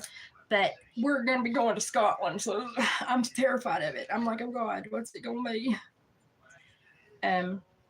Because I hate shipping, because you think you're getting something, and then boom, shipping. And you're like, ugh. It frustrates me. And I will always estimate the box smaller on Etsy and because they kind of boom. So if you notice, my shipping process is probably better than most people's. I estimate the box a little smaller, the weight a little smaller, because I know that they pad their shipping costs when they calculate it. So we normally get right on the shipping or a little below, and I'm okay with that. I'm okay with that. Because I don't like shipping. I think it's an added charge that it stifles people from purchasing. We had a guy from Alaska that does garment stuff. He said that David's fur was better than the fur that he can get in Alaska. And he was like, I'll be back. He's bought 3 or 4 pieces from us already. I have glued everything to my fingers. Look at that. I'm going to have to sandpaper them off. But he was like, your hides are better than what I can get in Alaska. And I was like, oh, dude. Well, I don't know. If you look at my husband, he looks like Grizzly Adams. So I guess maybe we ought to be in Alaska. I don't think I could hack Alaska right now. My jaw just popped out of socket. Hang on.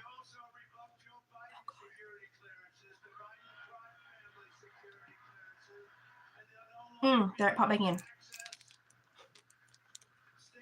My Ehlers-Danlos is acting a little funny today. This socket just popped out, and that was so bad. That hurt.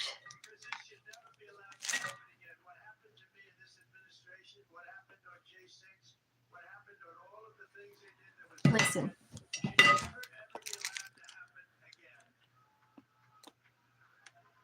Yeah, I won't do it. I got it pop back in. It was going click, click, click, click, click, click.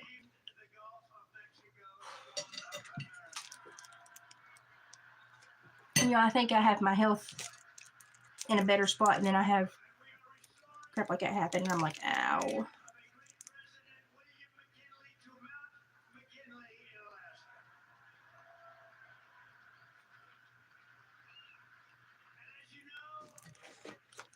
That hurt. Now these will calm down and hang straighter after they've been out for a while. This is the base we're starting with. My overalls are filthy now. Now we're going to make feathered ankles. And am I still going to have pheasant feathers?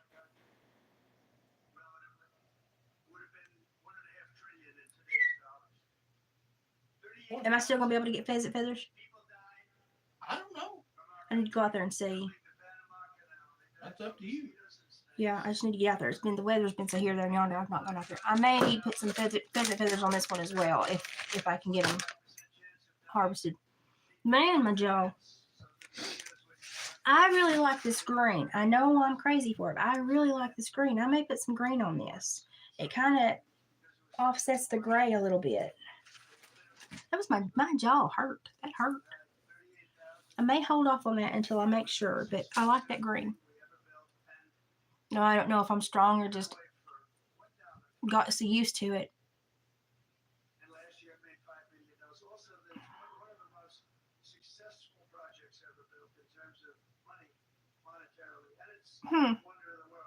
That hurts so bad.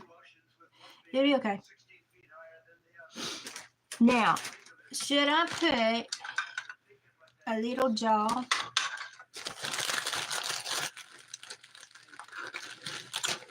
or big jaw on this? I think I kind of think a big jaw down here would look kind of good. I'll have to watch the balance on it and offset it.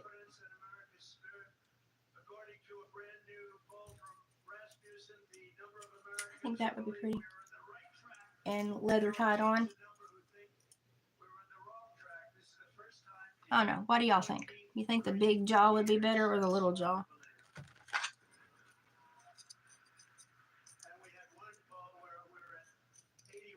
I kind of like big. This is a bigger dream catcher.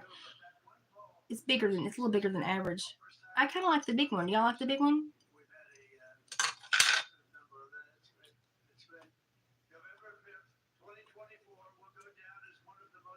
I like the big one. Yeah, you like the big one. Okay, I like the big one too. We're gonna go with the big one. I'm gonna cut probably off the fabric to put behind it to make it stick. Or I'll just let it tie. Just let it tie. Wait, find my leather. I threw it in the floor a minute ago. So I could wind it off. Ow. There we go. We will just leather tie it on. That hurt. I'm going to do a gather knot at the bottom and then use the extras left over to tie it onto the back. If it will tie. Sometimes this velvet leather doesn't tie so well, this suede leather. A lot of people will not know this is a deer jaw. I'm going to make the other one into a sun catcher. I've got two that's going to end up being sun catchers. I've got one started. It's got shell on it. Leave enough to tie, Elizabeth.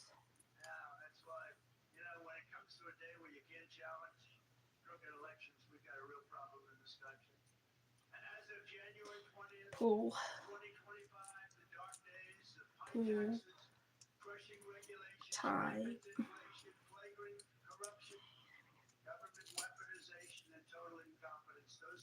That looks a lot better than the...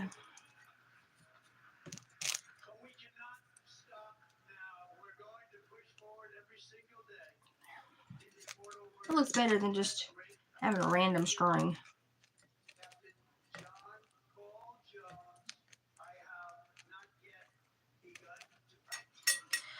So anyway, the new laws in Germany are kind of freaking me out. If you have not seen the speech that Anthony Oliver did at the ARC 2025, if you put in ARC Oliver Anthony, yeah, you will see his speech. It's powerful. And I would say everybody needs to search that up and watch it. It's really good. I'm gonna leave this one dangle because I may put something on it that I tied it with. But he did an excellent speech. You should go listen to it. He's talking about they think we're nobodies, but it's the nobodies that can do everything. And so basically the government's slowly learning that it's the nobodies that are powerful in this nation. And very awesome speech. Very, very. You can see why he He's a lyricist, you know. He's very good speech.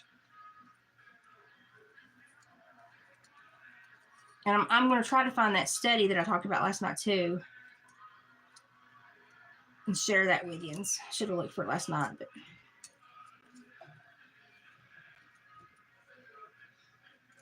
but they had a lot of good speakers at the it's something other for responsible citizenship, ARC. They had a lot of good speakers at it. I didn't even know that was a thing until I saw it and was checking up on it, and I was like, oh, wow, that's a thing. Never heard of it before.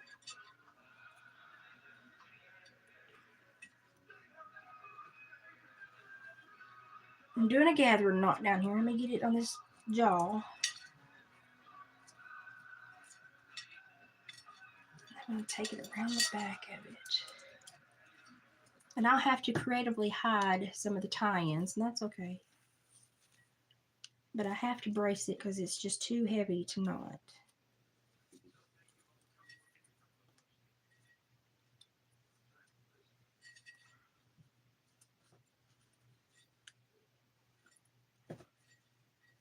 Won't take that much to hide it. I like the dangles coming off. I may leave the dangles coming off on it. Kind of like them.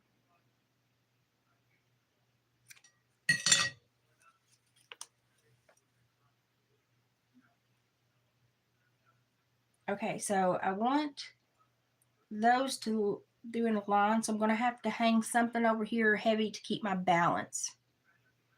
So I'll be finding some extra stuff to put over here, maybe flowers, maybe gemstones, maybe another beading, something. I'm going to have to find something to offset this over here somewhere. So that's one of the biggest things when you're weaving, is to watch and make sure that your balance stays on point.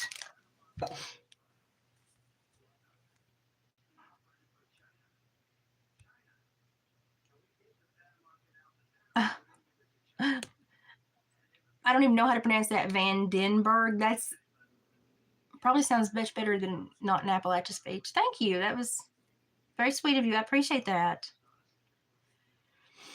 I don't know. I try to echo my side of me that is native, but then there's also a very strong Irish slash a little bit of German in me, that mostly Irish, that is just sometimes takes over with my anger. We'll say that. I do have a little bell. I've been saving these little bells to put on something. It hasn't spoken to me yet, but maybe it will soon. I don't know. All right, let's run this around. I'm going to have to probably go and raid my ribbon stash here soon. Probably do some gemstones to even out the weight. I do have one rough citrine. A rough smoky quartz.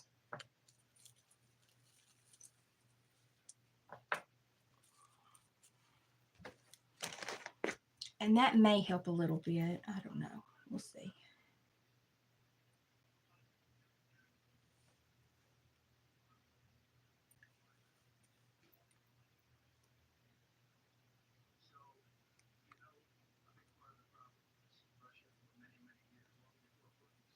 It's not hanging that bad now.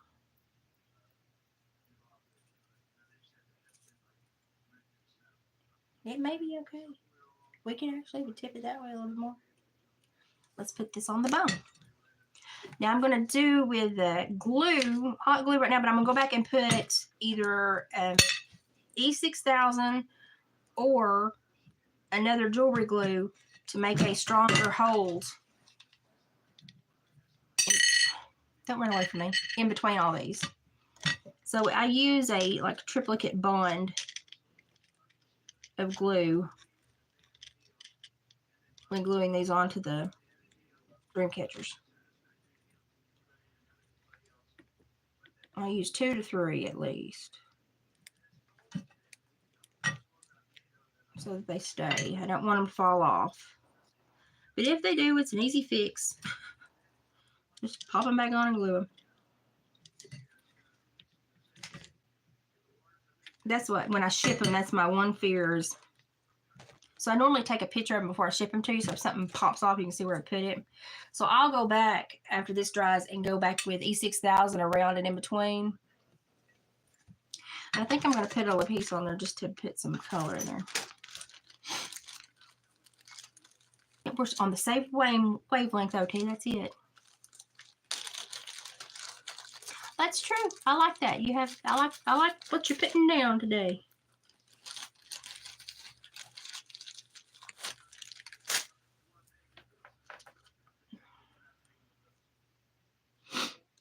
My nose is running. Now where to put this?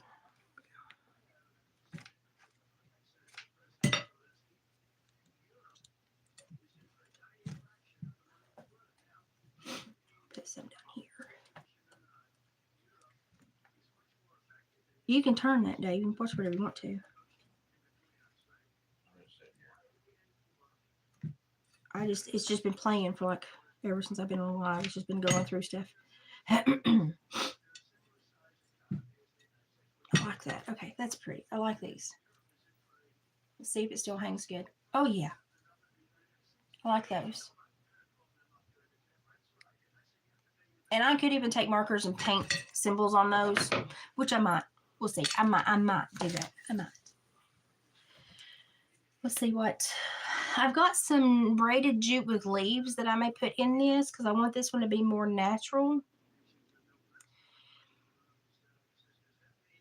I want this to be like au naturel. So I may not finish all of this. I may wait and finish a lot of it after I rummage and get more of my natural stuff. I may put some water buffalo and buffalo bone beads on here. I'm going after my dried flowers now. I'm going to put some dried flowers on here. I really want this one to be natural. I need to make me a hanging rack for my kitchen ceiling. I've got a scar on my kitchen ceiling I'd like to cover, number one. But I think I can make a homemade hanging rack out of saplings. And then I can hang garlic up there. And I can hang grasses and stuff that I want to dry. Some of the herbs that I make tinctures out of. I'd have more of a space to do it when I do it than creating, losing counter shelf when I do it, or counter space when I do it. So I may do that. I may make me a hang rack, which people would probably think is really weird, but I've got those little air baskets, they're air baskets, but they look like braided, woven little bags that you put your garlic and onions in because you want them to be like room temperature before you cook with them. Look at that. But I think I'm gonna make me a drying rack. I really want one. Yeah, I do too. Yeah. Like, I don't mind to make pretty stuff for once in a while, but I really like the nature inspired, the natural stuff. Okay, let's see what I can do here. I want it to affix easily and not look forced. This is where I'm going to burn my finger.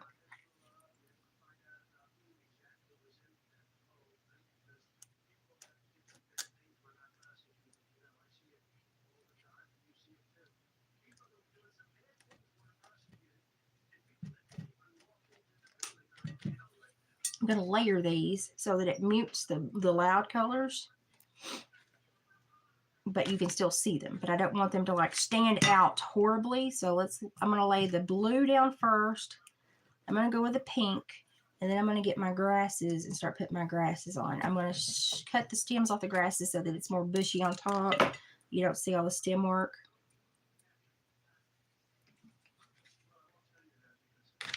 And again, when this dries, I'll go back with a different type of glue and add a secondary secure layer.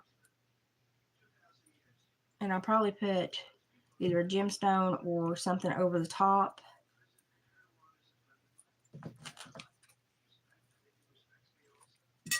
to give it an anchor point as well. I got so much glue stuck to me, it's horrible. Here we go.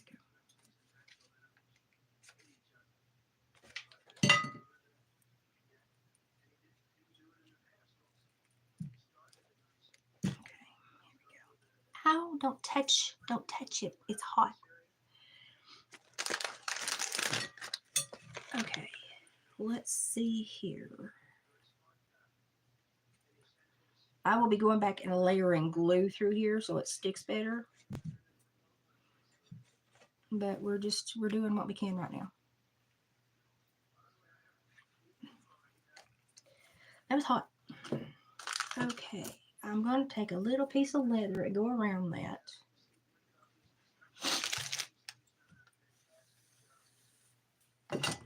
Just as a security point.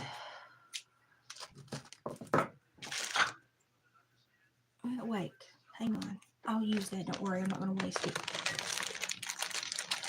Let's do copper around the bone. That's calling to me. Let's do copper around the bone. I'm getting to the end of my copper row. I'll have to get some more. Yeah, if you've got a kitchen big enough. I used to have a huge, I've got this big quilt rack now.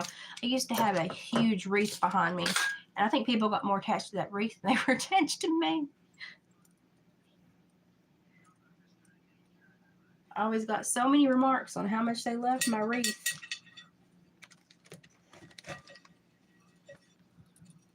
But I really think they were like, they got so used to seeing it when they saw me, they would look for the wreath in the pictures on YouTube, you know, before they looked for me, because it was an easy identifier. And I had one lady tell me to never get rid of that wreath. It's on my front porch now, but I mean, I always thought that was funny. Okay, I'm going to wrap this. Hang on, and I'll show you what it looks like in just a second. I'm going to wrap this. I have to work with it down low right now. And be careful when you're working with copper, because the ends just fly everywhere. You'll poke your eye out.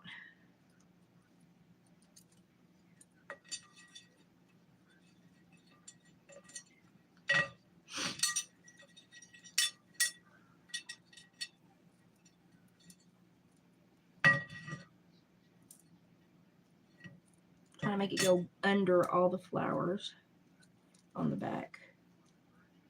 I need to keep that one out.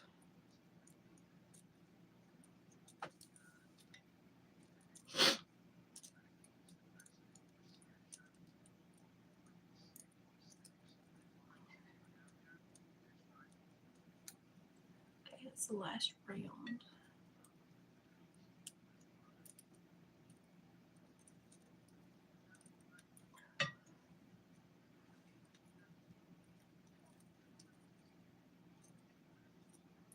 My hands are not the best today. That's okay.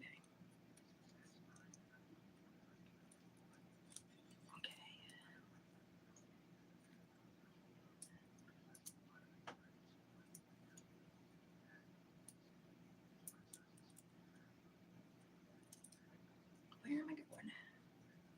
There we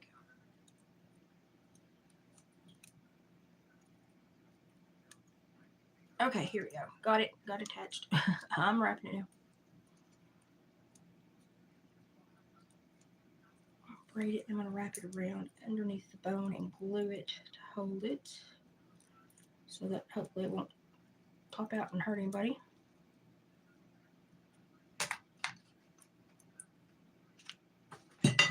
If you see something I'm making, you're like, I would like to purchase that. If you're in the United States, North America, I can put it on David's Etsy so you can purchase it from Dave. Look at that.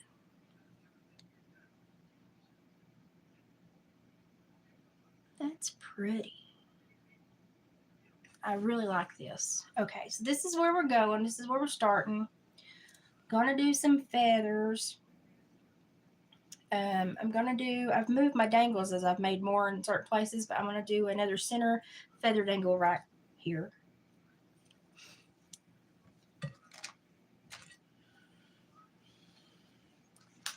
And then I'll have to rest so I can start dinner. I didn't get up with the grocery store this morning. It set the pace for the whole day. So, but David does have some of the art. I give him back some of the stuff I made in his Etsy store, some of the jewelry I've made. So if you want to support David and help him, it's in the Etsy store. I know we don't do international right now, but if you're international and I know you, like call and stuff, and I trust you, we can work out a PayPal payment and shipping and stuff. It's so expensive to ship international, and I feel bad to ship it because it just costs so much. Okay, so we'll have that many dangles, maybe more by the time I get done. But I'm definitely going to put feathers on at least. There are going to be at least 6 feathers on this. Down at the bottom. Probably more up here. I don't know exactly what I was going to end up on this. And I think I'm going to, since I like that so well. Thank you, Colin. I appreciate you. I like this so well. I may hang this one up and stare at it for a while and really go a specific place with this. Yeah, it's a little, probably about or a little under the inside, small inside of the steering wheel. Yeah. I really like the way this has started out. So I'm probably going to do all natural, the dried flowers on this, the dried pampas grass and wheats, and maybe some more copper, fur definitely. I'm going to keep this one pretty much au natural, except for I like these little glow in the dark beads.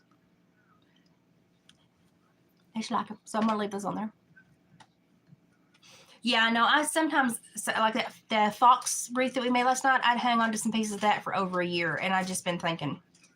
And it takes me a while sometimes to see what it wants to become, and I don't mind doing that because if you watch the live from last night where we made the fox wreath, it turned out beautiful, gorgeous, and so I'm perfectly okay with hanging on to stuff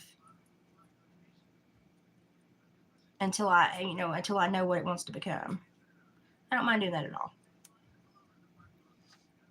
I really like these. This one moves. This one's kind of a fix. I really like these. But that is just, I'm very happy with the way that started. So I'm probably going to mimic that as the theme for the rest of the Dreamcatcher. Probably going to mimic that for the theme of the rest of the Dreamcatcher. And make it all dried stuff. So I think I'm at a stopping point for right now until I can go and dig and get some more of my natural stuff out that I definitely know I want to put on this. We do have this one that we did finish today. It's got the Prism Dreamcatcher star thing on it with all the beads, the spinner and the prism here, the gray fox fur, the abalone. It's double woven. It's got a lot of beads on it. It's kind of heavy, but not super heavy, but it's heavy. Got the copper hanger on the back. And if anyone is interested in this, I can definitely let David put it in his Etsy shop. If you would rather do a private sale, you can yell at me and David can work that out through PayPal. Doesn't matter. But if somebody's interested in this, you can just let me know. If you watch this later, if you want to know if it's still available, just yell at me. If you want one made specifically for you, if you're having some issues or sleep issues or something, you can just email me at watersworkload@gmail.com, and you can tell me kind of what's going on. If we went for personal, you just basically, when I price these out, I just need back in the materials put in them. My weaving's free. Basically, my time is for free. I just need the cost of materials back. But if you're having a problem and need one woven, just email me, watersworkload@gmail.com. Tell me what's going on. You can tell me as little or as much as you want to. Doesn't matter. Oh, my sprout, yeah. I haven't named him yet. It's got water and I'm going to have to be careful. Look at how much he's grown. He's grown so much. He's growing fast. My lotus are like 5-6 inches long now. They're getting out of the water. The other one's already like almost 4 inches long. So I've got them. They don't like to be under direct light. So when I have my plant light on over here, I take them out because they don't like direct sunlight. When they get older, they will, but right now they do not like it. So I move them when I have my little grow light on up here. I move them out because they don't like the harshness sometimes. So I'm learning. I've never grown lotus before, so this is I've got like the whole family in on it. We're all going to learn. So I'm starting some for Mom. My daughter's starting some in southern Georgia. Oh, and one thing that I got these generic boomsticks off of you can buy them off Amazon or the same ones you can buy on Temu. And they come with like 4 cents in them. I've got the grapefruit one in the bedroom. These are awesome. They're just essential oils that help your respiratory system. And I've been using these and they're amazing. You can literally feel the breath go to your belly. Like you feel like your belly button's breathing for you. I'm not even lying. And these are the generic ones. So the boomsticks are super expensive. These are the same. It's just like a little vaporizer stick. You stick it up your nose and inhale the essential oils. And I'm here to tell you, you feel like you can breathe through your belly button. Not even lying. Not even liking. It's just amazing. And these are the same ones you can get on Amazon. I got them on Temu for like, got 4 of them for I think $3.29.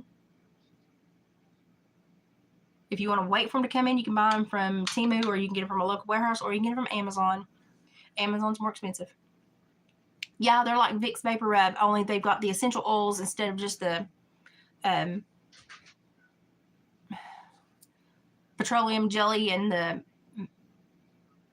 mint and stuff. They've got the essential oils. And I'm here to tell you, I had never breathed so deep in my entire life. The menthol, thank you. I'd never breathed so deep in my entire life. These essential oils, I don't know what, I don't know the science behind them all, but buddy, they work. And the lavender's okay. I think the grapefruit's the best. The mint, obviously, it smells more like the menthol, the Vicks Vapor Rub you used to. But I've got the grapefruit one in there, and I'm here to tell you, impressed big time with these. So I've been using those. I don't like to use. I have to sometimes use nasal spray, and I have some nasal sprays that pull the sinus stuff out. But if I can use something like that without putting moisture back in my sinus tract, it's better for me. And so I've started those, and they are dandy. I like them. I've liked Vicks, but they're so much better than Vicks. I'm amazed. So I actually got 2 packs. I got the one that I've got open. I've got another one here to go. So this is what they look like when you buy them. You can screenshot that and put it in your search bar at Temu.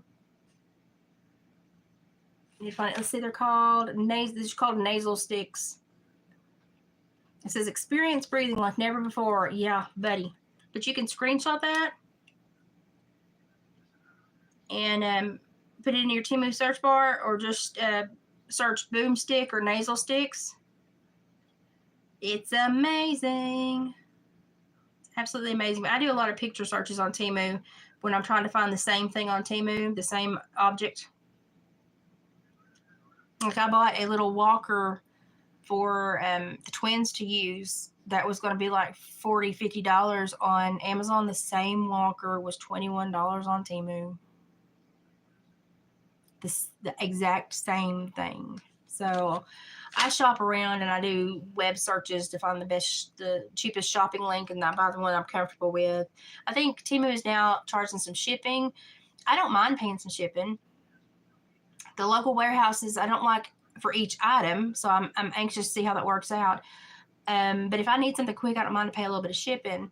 But the local warehouses, normally if you buy 30 or around through there so much out of their specific shop, they'll offer you free shipping anyway.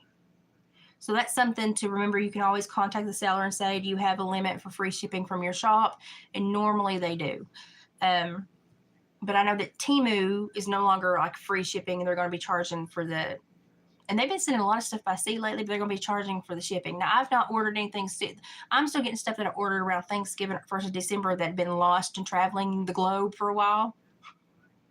It's amazing. So I've not bought anything except for I got those thank you cards for David to use in his purchase packages. I had Temu Cash, so I got them. They got here in 4 days. I was amazed by that. But I still have stuff that's floating. And I guess it just got in the bum rush of the holiday season and just got spat out. I know a lot of people had packages go everywhere they weren't supposed to go. And I've got two or three that completely blipped off the radar. I don't know where they are. They had to refund me. And then some of the stuff I bought with refunded money are now floating too. So they had some trouble there around the holidays. But the stuff that I used my Temu cash on the other day, just a little $7 purchase for those thank you cards and envelopes, they got here in 4 days. So I think Temu has fixed the shipping issue, but whatever's still floating it's just going to have to filter through. Yeah, I'm amazed. They really do help your whole entire sinus, breathing, respiratory tract. And I use a lot of stuff to keep me from getting infections and getting the mastoiditis and stuff. Those right there, I think, have been a huge help. The new steroid spray that dries me up, it's called Zelistan or something like that. Don't quote me on that. I'd have to look it up. It's pulled a lot of it out too. Because of my specific issues, I have extra bones and extra bone marrow in my ears. My eustachian tube screwed up. I've got a deviated septum where I got headbutted by a bull when I was young. I've got 4 fake teeth where the bull took those out and he damaged my teeth, and I had to have 4 fake teeth. I've got a plate, so my teeth come out. They wouldn't anchor them to my skull because I was still working livestock and they was afraid I'd get hit again. So I've got a lot of damage, and it has messed up my sinuses, and I struggle. And y'all have seen me go through mastoiditis twice. It can kill you. So you have a little bone back here behind your ear on the knob. It can get infected and kill you. It's just as lethal, basically, as meningitis. So be careful about earaches and stuff. If you have earache back here, go get it checked out. It could be your mastoid. I struggle with all this. And these little essential oil sticks, I feel they've been a huge asset. And I've just had them in a few days, but I have used them enough. I'm like, wow. Wow. So definitely recommend those if you have breathing problems. I like them. I like them a lot. Having a lot of success with them. Tickled with them. So that's something I will say, stamp of approval, absolutely. That little money tree, that's called a lucky money tree. I got it for like $3.86. I think Ashley looked for it the other day, and it was up to like $5 something. It's a local warehouse item. Now, I ordered it around Christmas too, and it was late getting in. But it is just a cut block of wood, and as long as it's shipped, you can put it back in water and kind of revive it. It's kind of like a rose, rose of Jericho. It will come back. So those are easily ordered. I have ordered seeds and got some really weird colored seeds, and they've all gotten here because they've been local warehouse. But the stuff that is floating is still floating. And I've only done the one Temu credit order because I've not been spending any money. But it got here super quick, so I think Temu's figured it out. Yeah, my ears and drainage, because my ears, I've got extra bones, extra bone marrow, the eustachian tube is screwed up. They're not formed correctly. The ENT was like, I don't know what's wrong with your ears, but they're weird. And this one is much worse than this one. So this one's the one I have problems with. And I've got a lot of swelling right now. Y'all saw my jaw just pop out. I got a lot of swelling. It's causing problems. And it causes problems with my lymphatic drainage. I've got a tincture that I take for lymphatic drainage. And I've been really amping up on the natural stuff, and it's helped me a lot. Y'all have seen me improve, but it's a constant fight. So these little essential oil sticks, the boom sticks, but don't pay for the boom sticks. These do just as good, I believe. Like, I felt like my belly button was breathing for me. So I think these are good. Oh no. I did it again. Did you hear it pop? I'm gonna have to stop talking for a while.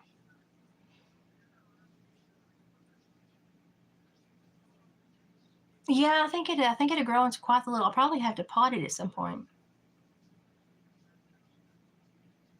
So yeah, Mickey, I literally, I'm just like, tell the doctors, don't put any more diagnoses on me, please. I'm dealing with enough right now. But I fell apart after all those surgeries, and I think probably I had genetic predispositions to it. But when I got injured, my body just went, hey, guess what? Now that you're down, let us kick you. So I've been dealing with a lot since I was about mid-20s, and done better than most people. The 2 people that I was diagnosed with this disorder is very rare. One of them's dead, one of them's bedbound. I'm the last one walking. And I think it's because I'm just stubborn and I won't take a lot of the medications that are not research. I just go, no, I'll handle it on my own. And that's a pain in the butt most of the time. And I wouldn't recommend it for most people, but it's the right path for me. But it's hard. And so y'all know when you lose me sometimes for a couple weeks at a time, I'm having I had a flare the other week when I had that tummy bug for like 4 days. My gut swelled up and I put on like 9 or 10 pounds of fluid. And it was just because I'd had a virus in my gut and my disorder had ran down there and said, well, while we're sick, let's cause a problem. And it makes me swell. Normally it's my hands, my arms, a quadrant, and it went straight to my gut. My gut swelled. And I had to take a lot of medicine last week to keep my guts working. And that's why it took me so long to get over that stomach bug. It was bad. It's bad. Yeah, being more mindful, more focused, it does help you send your energy there and feel better. Yeah. So, and I've learned a lot of that mindfulness from Sabrina. Sabrina's helped me a lot with my health. Just the focusing and working with your body instead of against it. So she's helped a lot in that regard. So Sabrina's been a huge help. And she's looking at her schedule and her video schedule and her research schedule. We're going to get that interview done here as quickly as possible. She kind of dictates when I get to do it. So I'm just waiting for her to give me the green light. As soon as she tells me, I will give y'all a community post. It's not community anymore, but a post to let y'all know. I'll give you as much, leeway, early warning as possible. Sabrina's awesome. She's probably going to come back and visit me in spring sometime, the end of spring. She came and stayed a couple weeks with me last spring. We had a great time. We get into a really good routine, and she just pops in and cooks and does this. We just kind of help. We tag team the house. We tag team the research. We have such great conversations. We learn a lot from each other, but we still have time where we're doing our research and our videos and our funnel of information. Then we come together and we create things. And I really enjoy having her here. And I think she's going to come see me. We were talking the other day and she's like, yeah, I'm ready for a trip. So I think she's going to come spend some time with me in the late spring again. That's the best time, I think, to be here in this area. And then she gets to come down and have a little early spring before she goes home and has, because it's a little later up there. Oh yeah, Margaret, I've tried everything, and this stupid eustachian tube in this ear, it's so blocked because it's so narrow. Sometimes I have to almost like plunger my ear, and I've got steroid drops that I have to use. Sometimes it's so deformed internally from the bone structure and the bone marrow that it doesn't drain correctly, so it creates pools of infection. And then those pools of infection create pockets that won't further drain. So I have that Navage system that forces it to drain. It's very painful. Now, for most people, it's not, but for me, it's very painful, but it's very beneficial. So I use it a lot. And it's been a big help. But this is right now with what I've been doing the last few days and gotten all that out of me. This is the best this ear's been in probably 4 or 5 years. So I'm excited. Maybe it's like I've got it to a place where I'm going to have, keep it healthier for a little while. I hope, knock on compressed wood. But let's see. I will say these essential oil sticks have helped. Well, thank you, Margaret. Anybody has health problems, like kudos to y'all, because it sucks. G-force suckage. It's bad. I've been dealing with this disorder now for so long as it's just compounded. I don't remember being healthy. Like I vaguely remember trail riding and lifting weights and being strong, but I don't remember how to live. I don't remember how I lived life. I've always had horrible migraines, but that used to be the only thing that plagued me because I was such an Amazon. Now I'm like, I remember I used to do all these things and I would amaze people with my strength. I don't remember how to live that life anymore because I'm so compromised now. And I'm better than I was 6-7 years ago because they really had prepped me for a very early death. Matter of fact, when I had all the pancreas issues, they had prepped me to not be here now. And I just keep my head down and keep going. That's all you can do. And so I'm still going. That's what I'm going to do until the good Lord wants to take me home. I'm just going to keep going. And so I've done way better than I thought, and I think my health has improved since I'm not trying to work and drive a 3 or 4 hour loop and tax myself. I've not been in the hospital. I've been able to find a good balance. I've had to go to the ER once in the last year for my tachycardia with my thyroid, but it's only because I couldn't get it to calm down at home. So I had to go, and they had to give me medicine to calm my heart down. That was due to all that thyroid stuff. But for all my normal issues, I've not had a ER visit in over a year. The last ER visit was for mastoiditis. Not had a hospitalization in almost, 2 years. So it's a precarious balance, but I'm doing better. So, and all you can do is just put your head down and keep trying. And just keep trying. It may be that. It may be that they do want you to forget. And so my motto is just keep going. Just keep your head down, keep going. If you feel like it's hard work, just work harder. That's kind of how I do. And some days it whips me and some days I whip it.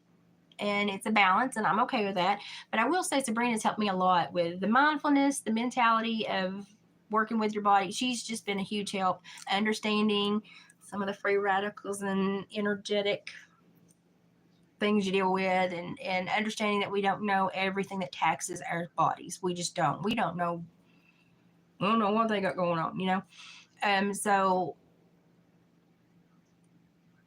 I've become much more wise about how to deal with my body, and doctors don't like me for it because I'm very outspoken, but I've done better. And a lot of that is just from, instead of trying to have somebody else deal with it from a pharmaceutical standpoint, I just deal with it from what my body needs. And I'm here to tell you, I don't think my body really has ever needed a pharmaceutical. Now, I've gotten sick enough sometimes I've needed an antibiotic, but for lots of places, they still have a lot more herbal options. And we've kind of minimalized that in the U.S. And I think if I'd had this knowledge all the time, I probably would be much better and be able to balance with the herbal antibiotics and stuff, the replacements for antibiotics. But I just got so sick so quick. But I'm doing much better now. I'm pulling back and doing better. And a lot of it's due to Mother Nature and me being seated in my body instead of thinking somebody else is going to fix me. I'm going to fix me. I've got to listen to my body and fix my body. Nobody else is going to do it. Yeah, if you're not learning every day, what are you doing? Because life is about growth. That's how I feel. It's about growth. Yeah, I unless I have mastoiditis and it's licked me, I really don't like antibiotics. I refuse steroids. A lot of stuff doesn't work with my disorder. And I was on with vitamins and B12 and vitamin D, and then my thyroid went crappy. And so I've got thyroid medicines now, and I'm like, dang it. But now they put me on 4 thyroid medicines. I'm now only on 1. And so I'm doing much better, but my thyroid is still not functioning correctly. But we'll deal with that one. That's a bridge for another river crossing. We'll deal with it. But I'm doing better. And a lot of it's due to Sabrina and centering in me instead of the world, and looking to my body how to fix it instead of looking at somebody else to fix me. You got to fix yourself. You got to deal with yourself. You got to understand yourself. And I think we've got 2 or 3 generations now that are so seated externally. They don't know themselves. They don't understand themselves. They're not mentally, emotionally within their body. They have no physical, emotional attachment to themselves. And that dissociation is creating such a hostile society and such a sick, physically and mostly mentally sick society. And I think that's a lot of it's that detachment from self. So, but that's a whole nother talk for a whole nother day. But what's going on in Germany and the UK and Scotland and Europe basically is kind of going crazy. Because if we start to oppress thought, even if it's insulting thought, that's still a form of creativity. We're going to stifle creativity. We're going to stifle mankind from making leaps intellectually. Because if you inhibit one part of the brain, it's going to affect the other part of the brain. If you inhibit one part of speech, it's going to affect all the other kinds of speech. If you inhibit one part of society, it's going to affect all of society. and the ripple effect is going to be huge for them. And had our election not turned out the way it did, were we gonna be there with them now? Were we gonna have a whole new lawfare in the U.S. that would, and listen, y'all have been with me for the trolls. Which side trolls? So are we only going to allow certain sides to say nasty things and side with them and label everybody else as hostility, insults, and misinformation?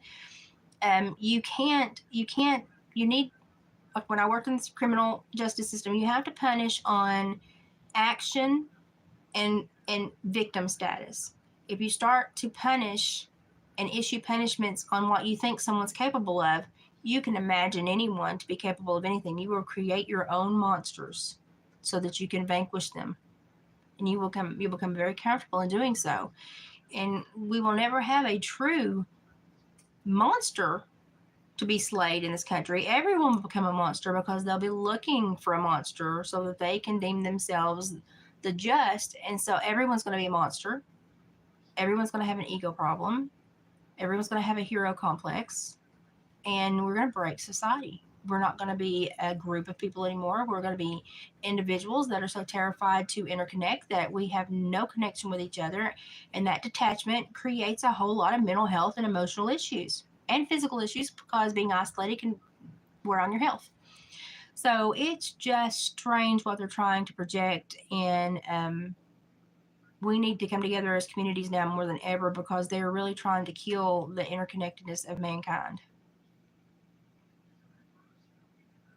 I mean, that's where our strength is when we're together. And it's really strange to watch the European areas do this and know psychologically what they're doing, because there's no way you can police on what you think someone's capable of because you will create monsters around every corner. The only monster you should worry about is yourself, because we're all capable. And for the people that think they're creating a just world by vanquishing monsters, someone probably thinks you're the monster too. So what happens when they get the power? I don't like these pendulum swings. Life is lived in the middle, not at extreme polar opposites. And I'm hoping we get in the middle sometime and have a decent few years. I'm terrified for the world my grandbabies are going to inherit. And it bothers me immensely that they're wanting to shut us up for insults, but they're allowing our government to do such heinous things to us. If you look at the USAID money, there was millions allocated to factories and mineral sites that were never completed. They cited weather or geological issues. Where did the money go? You all know that Zelensky's saying he can't find like $100 billion. You don't lose money. I lose $5. I know when I find out. So we're going to allow people to get away with heinous acts of that nature, but we're going to stop basically critical thinking. Because even if you're insulting, you're still using your critical thinking. Y'all, they want us to be stupid and inept. They want us to feel lost because a rat on a sinking ship will grab onto anything. A turd floats.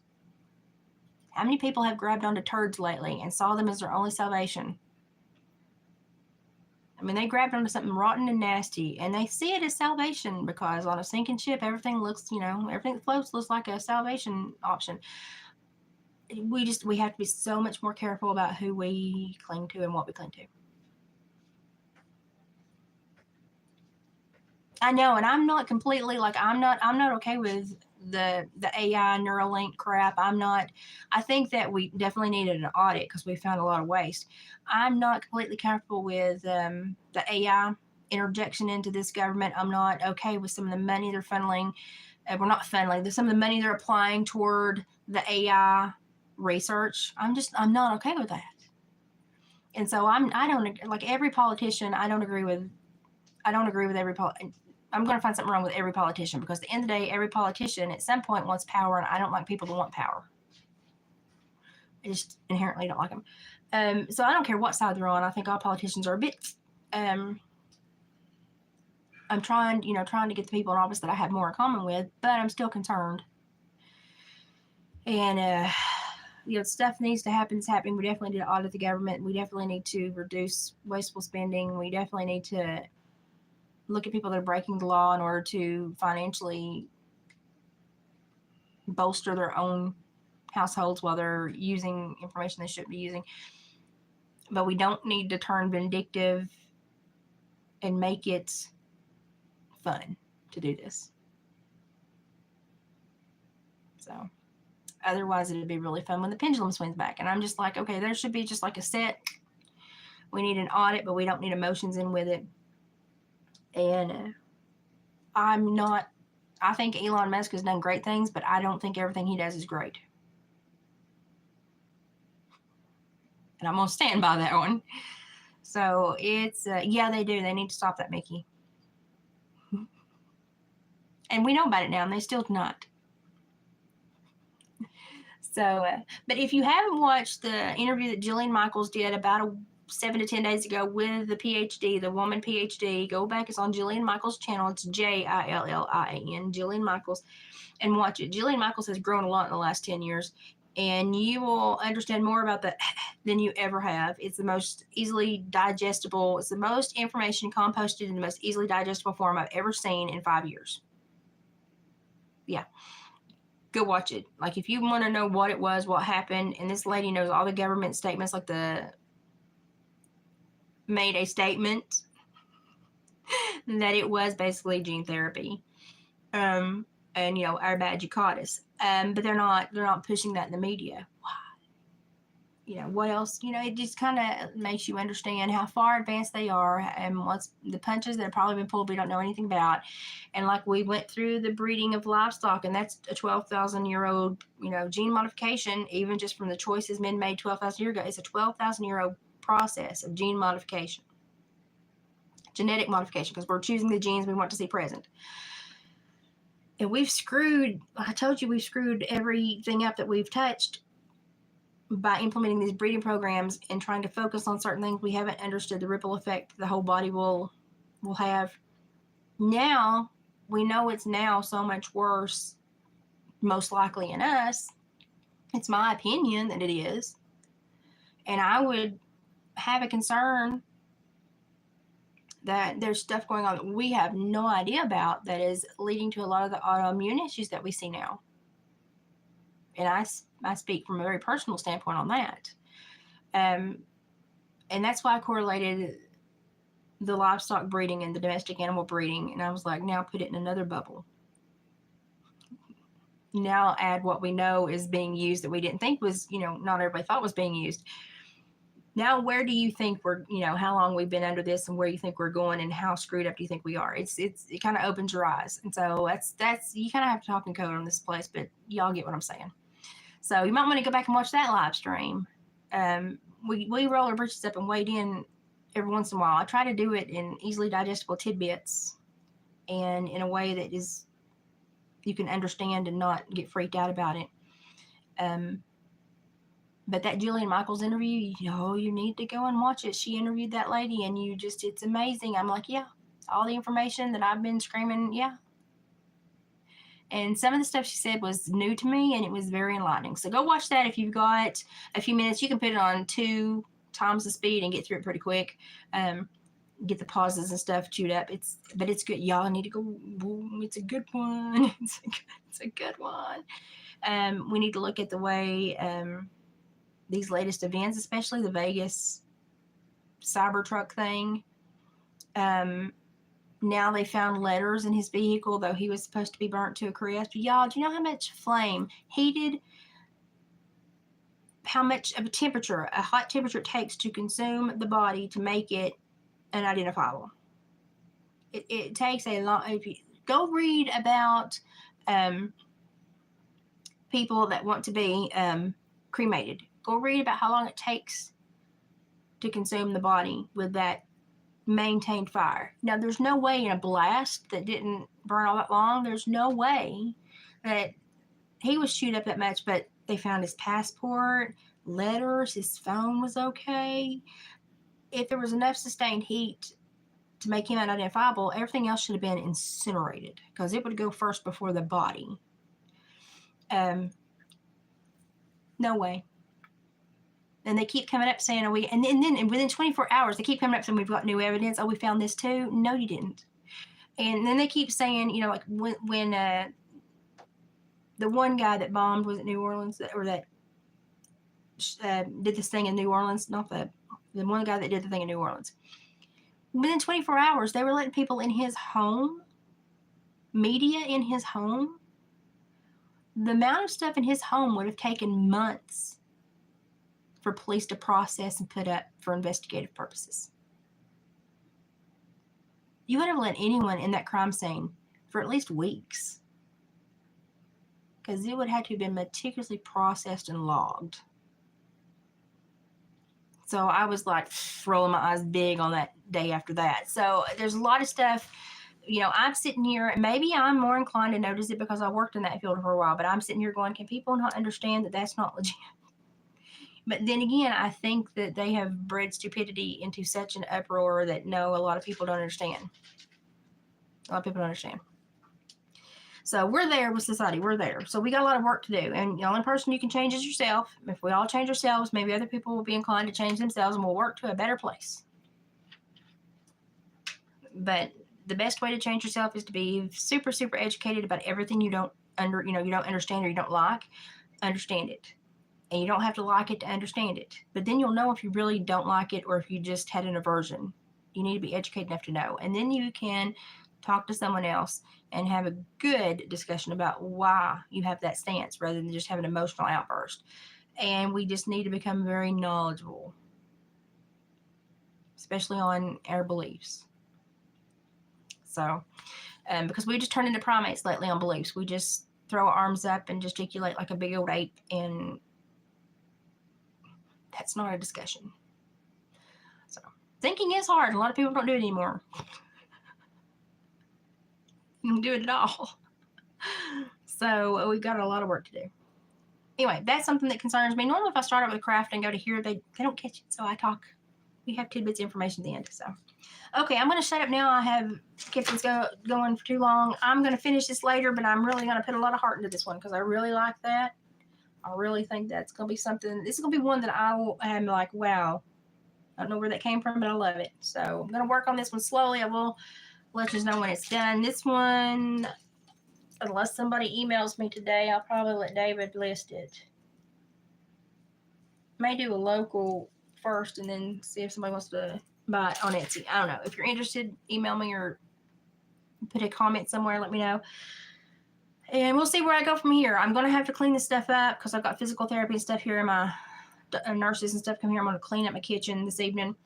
But we'll be working on some other stuff. I'm going to go back and try to finish some crochet this week. But I will be back and forth. We will be doing some other stuff. I'll be doing some videos.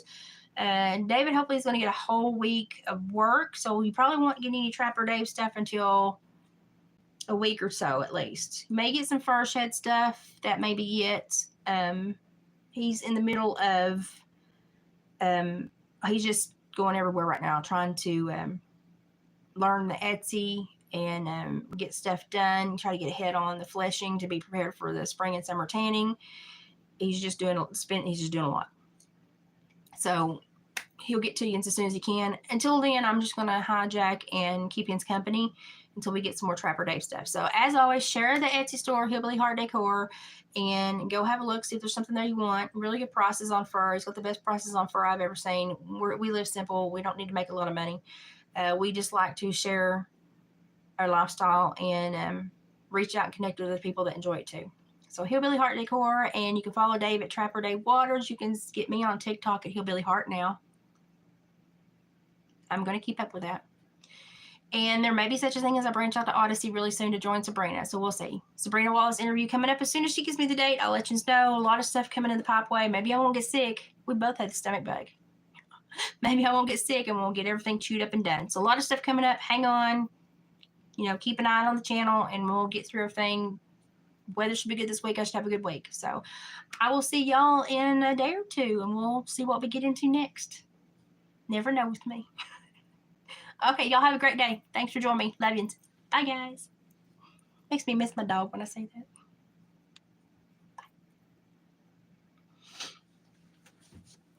Okay.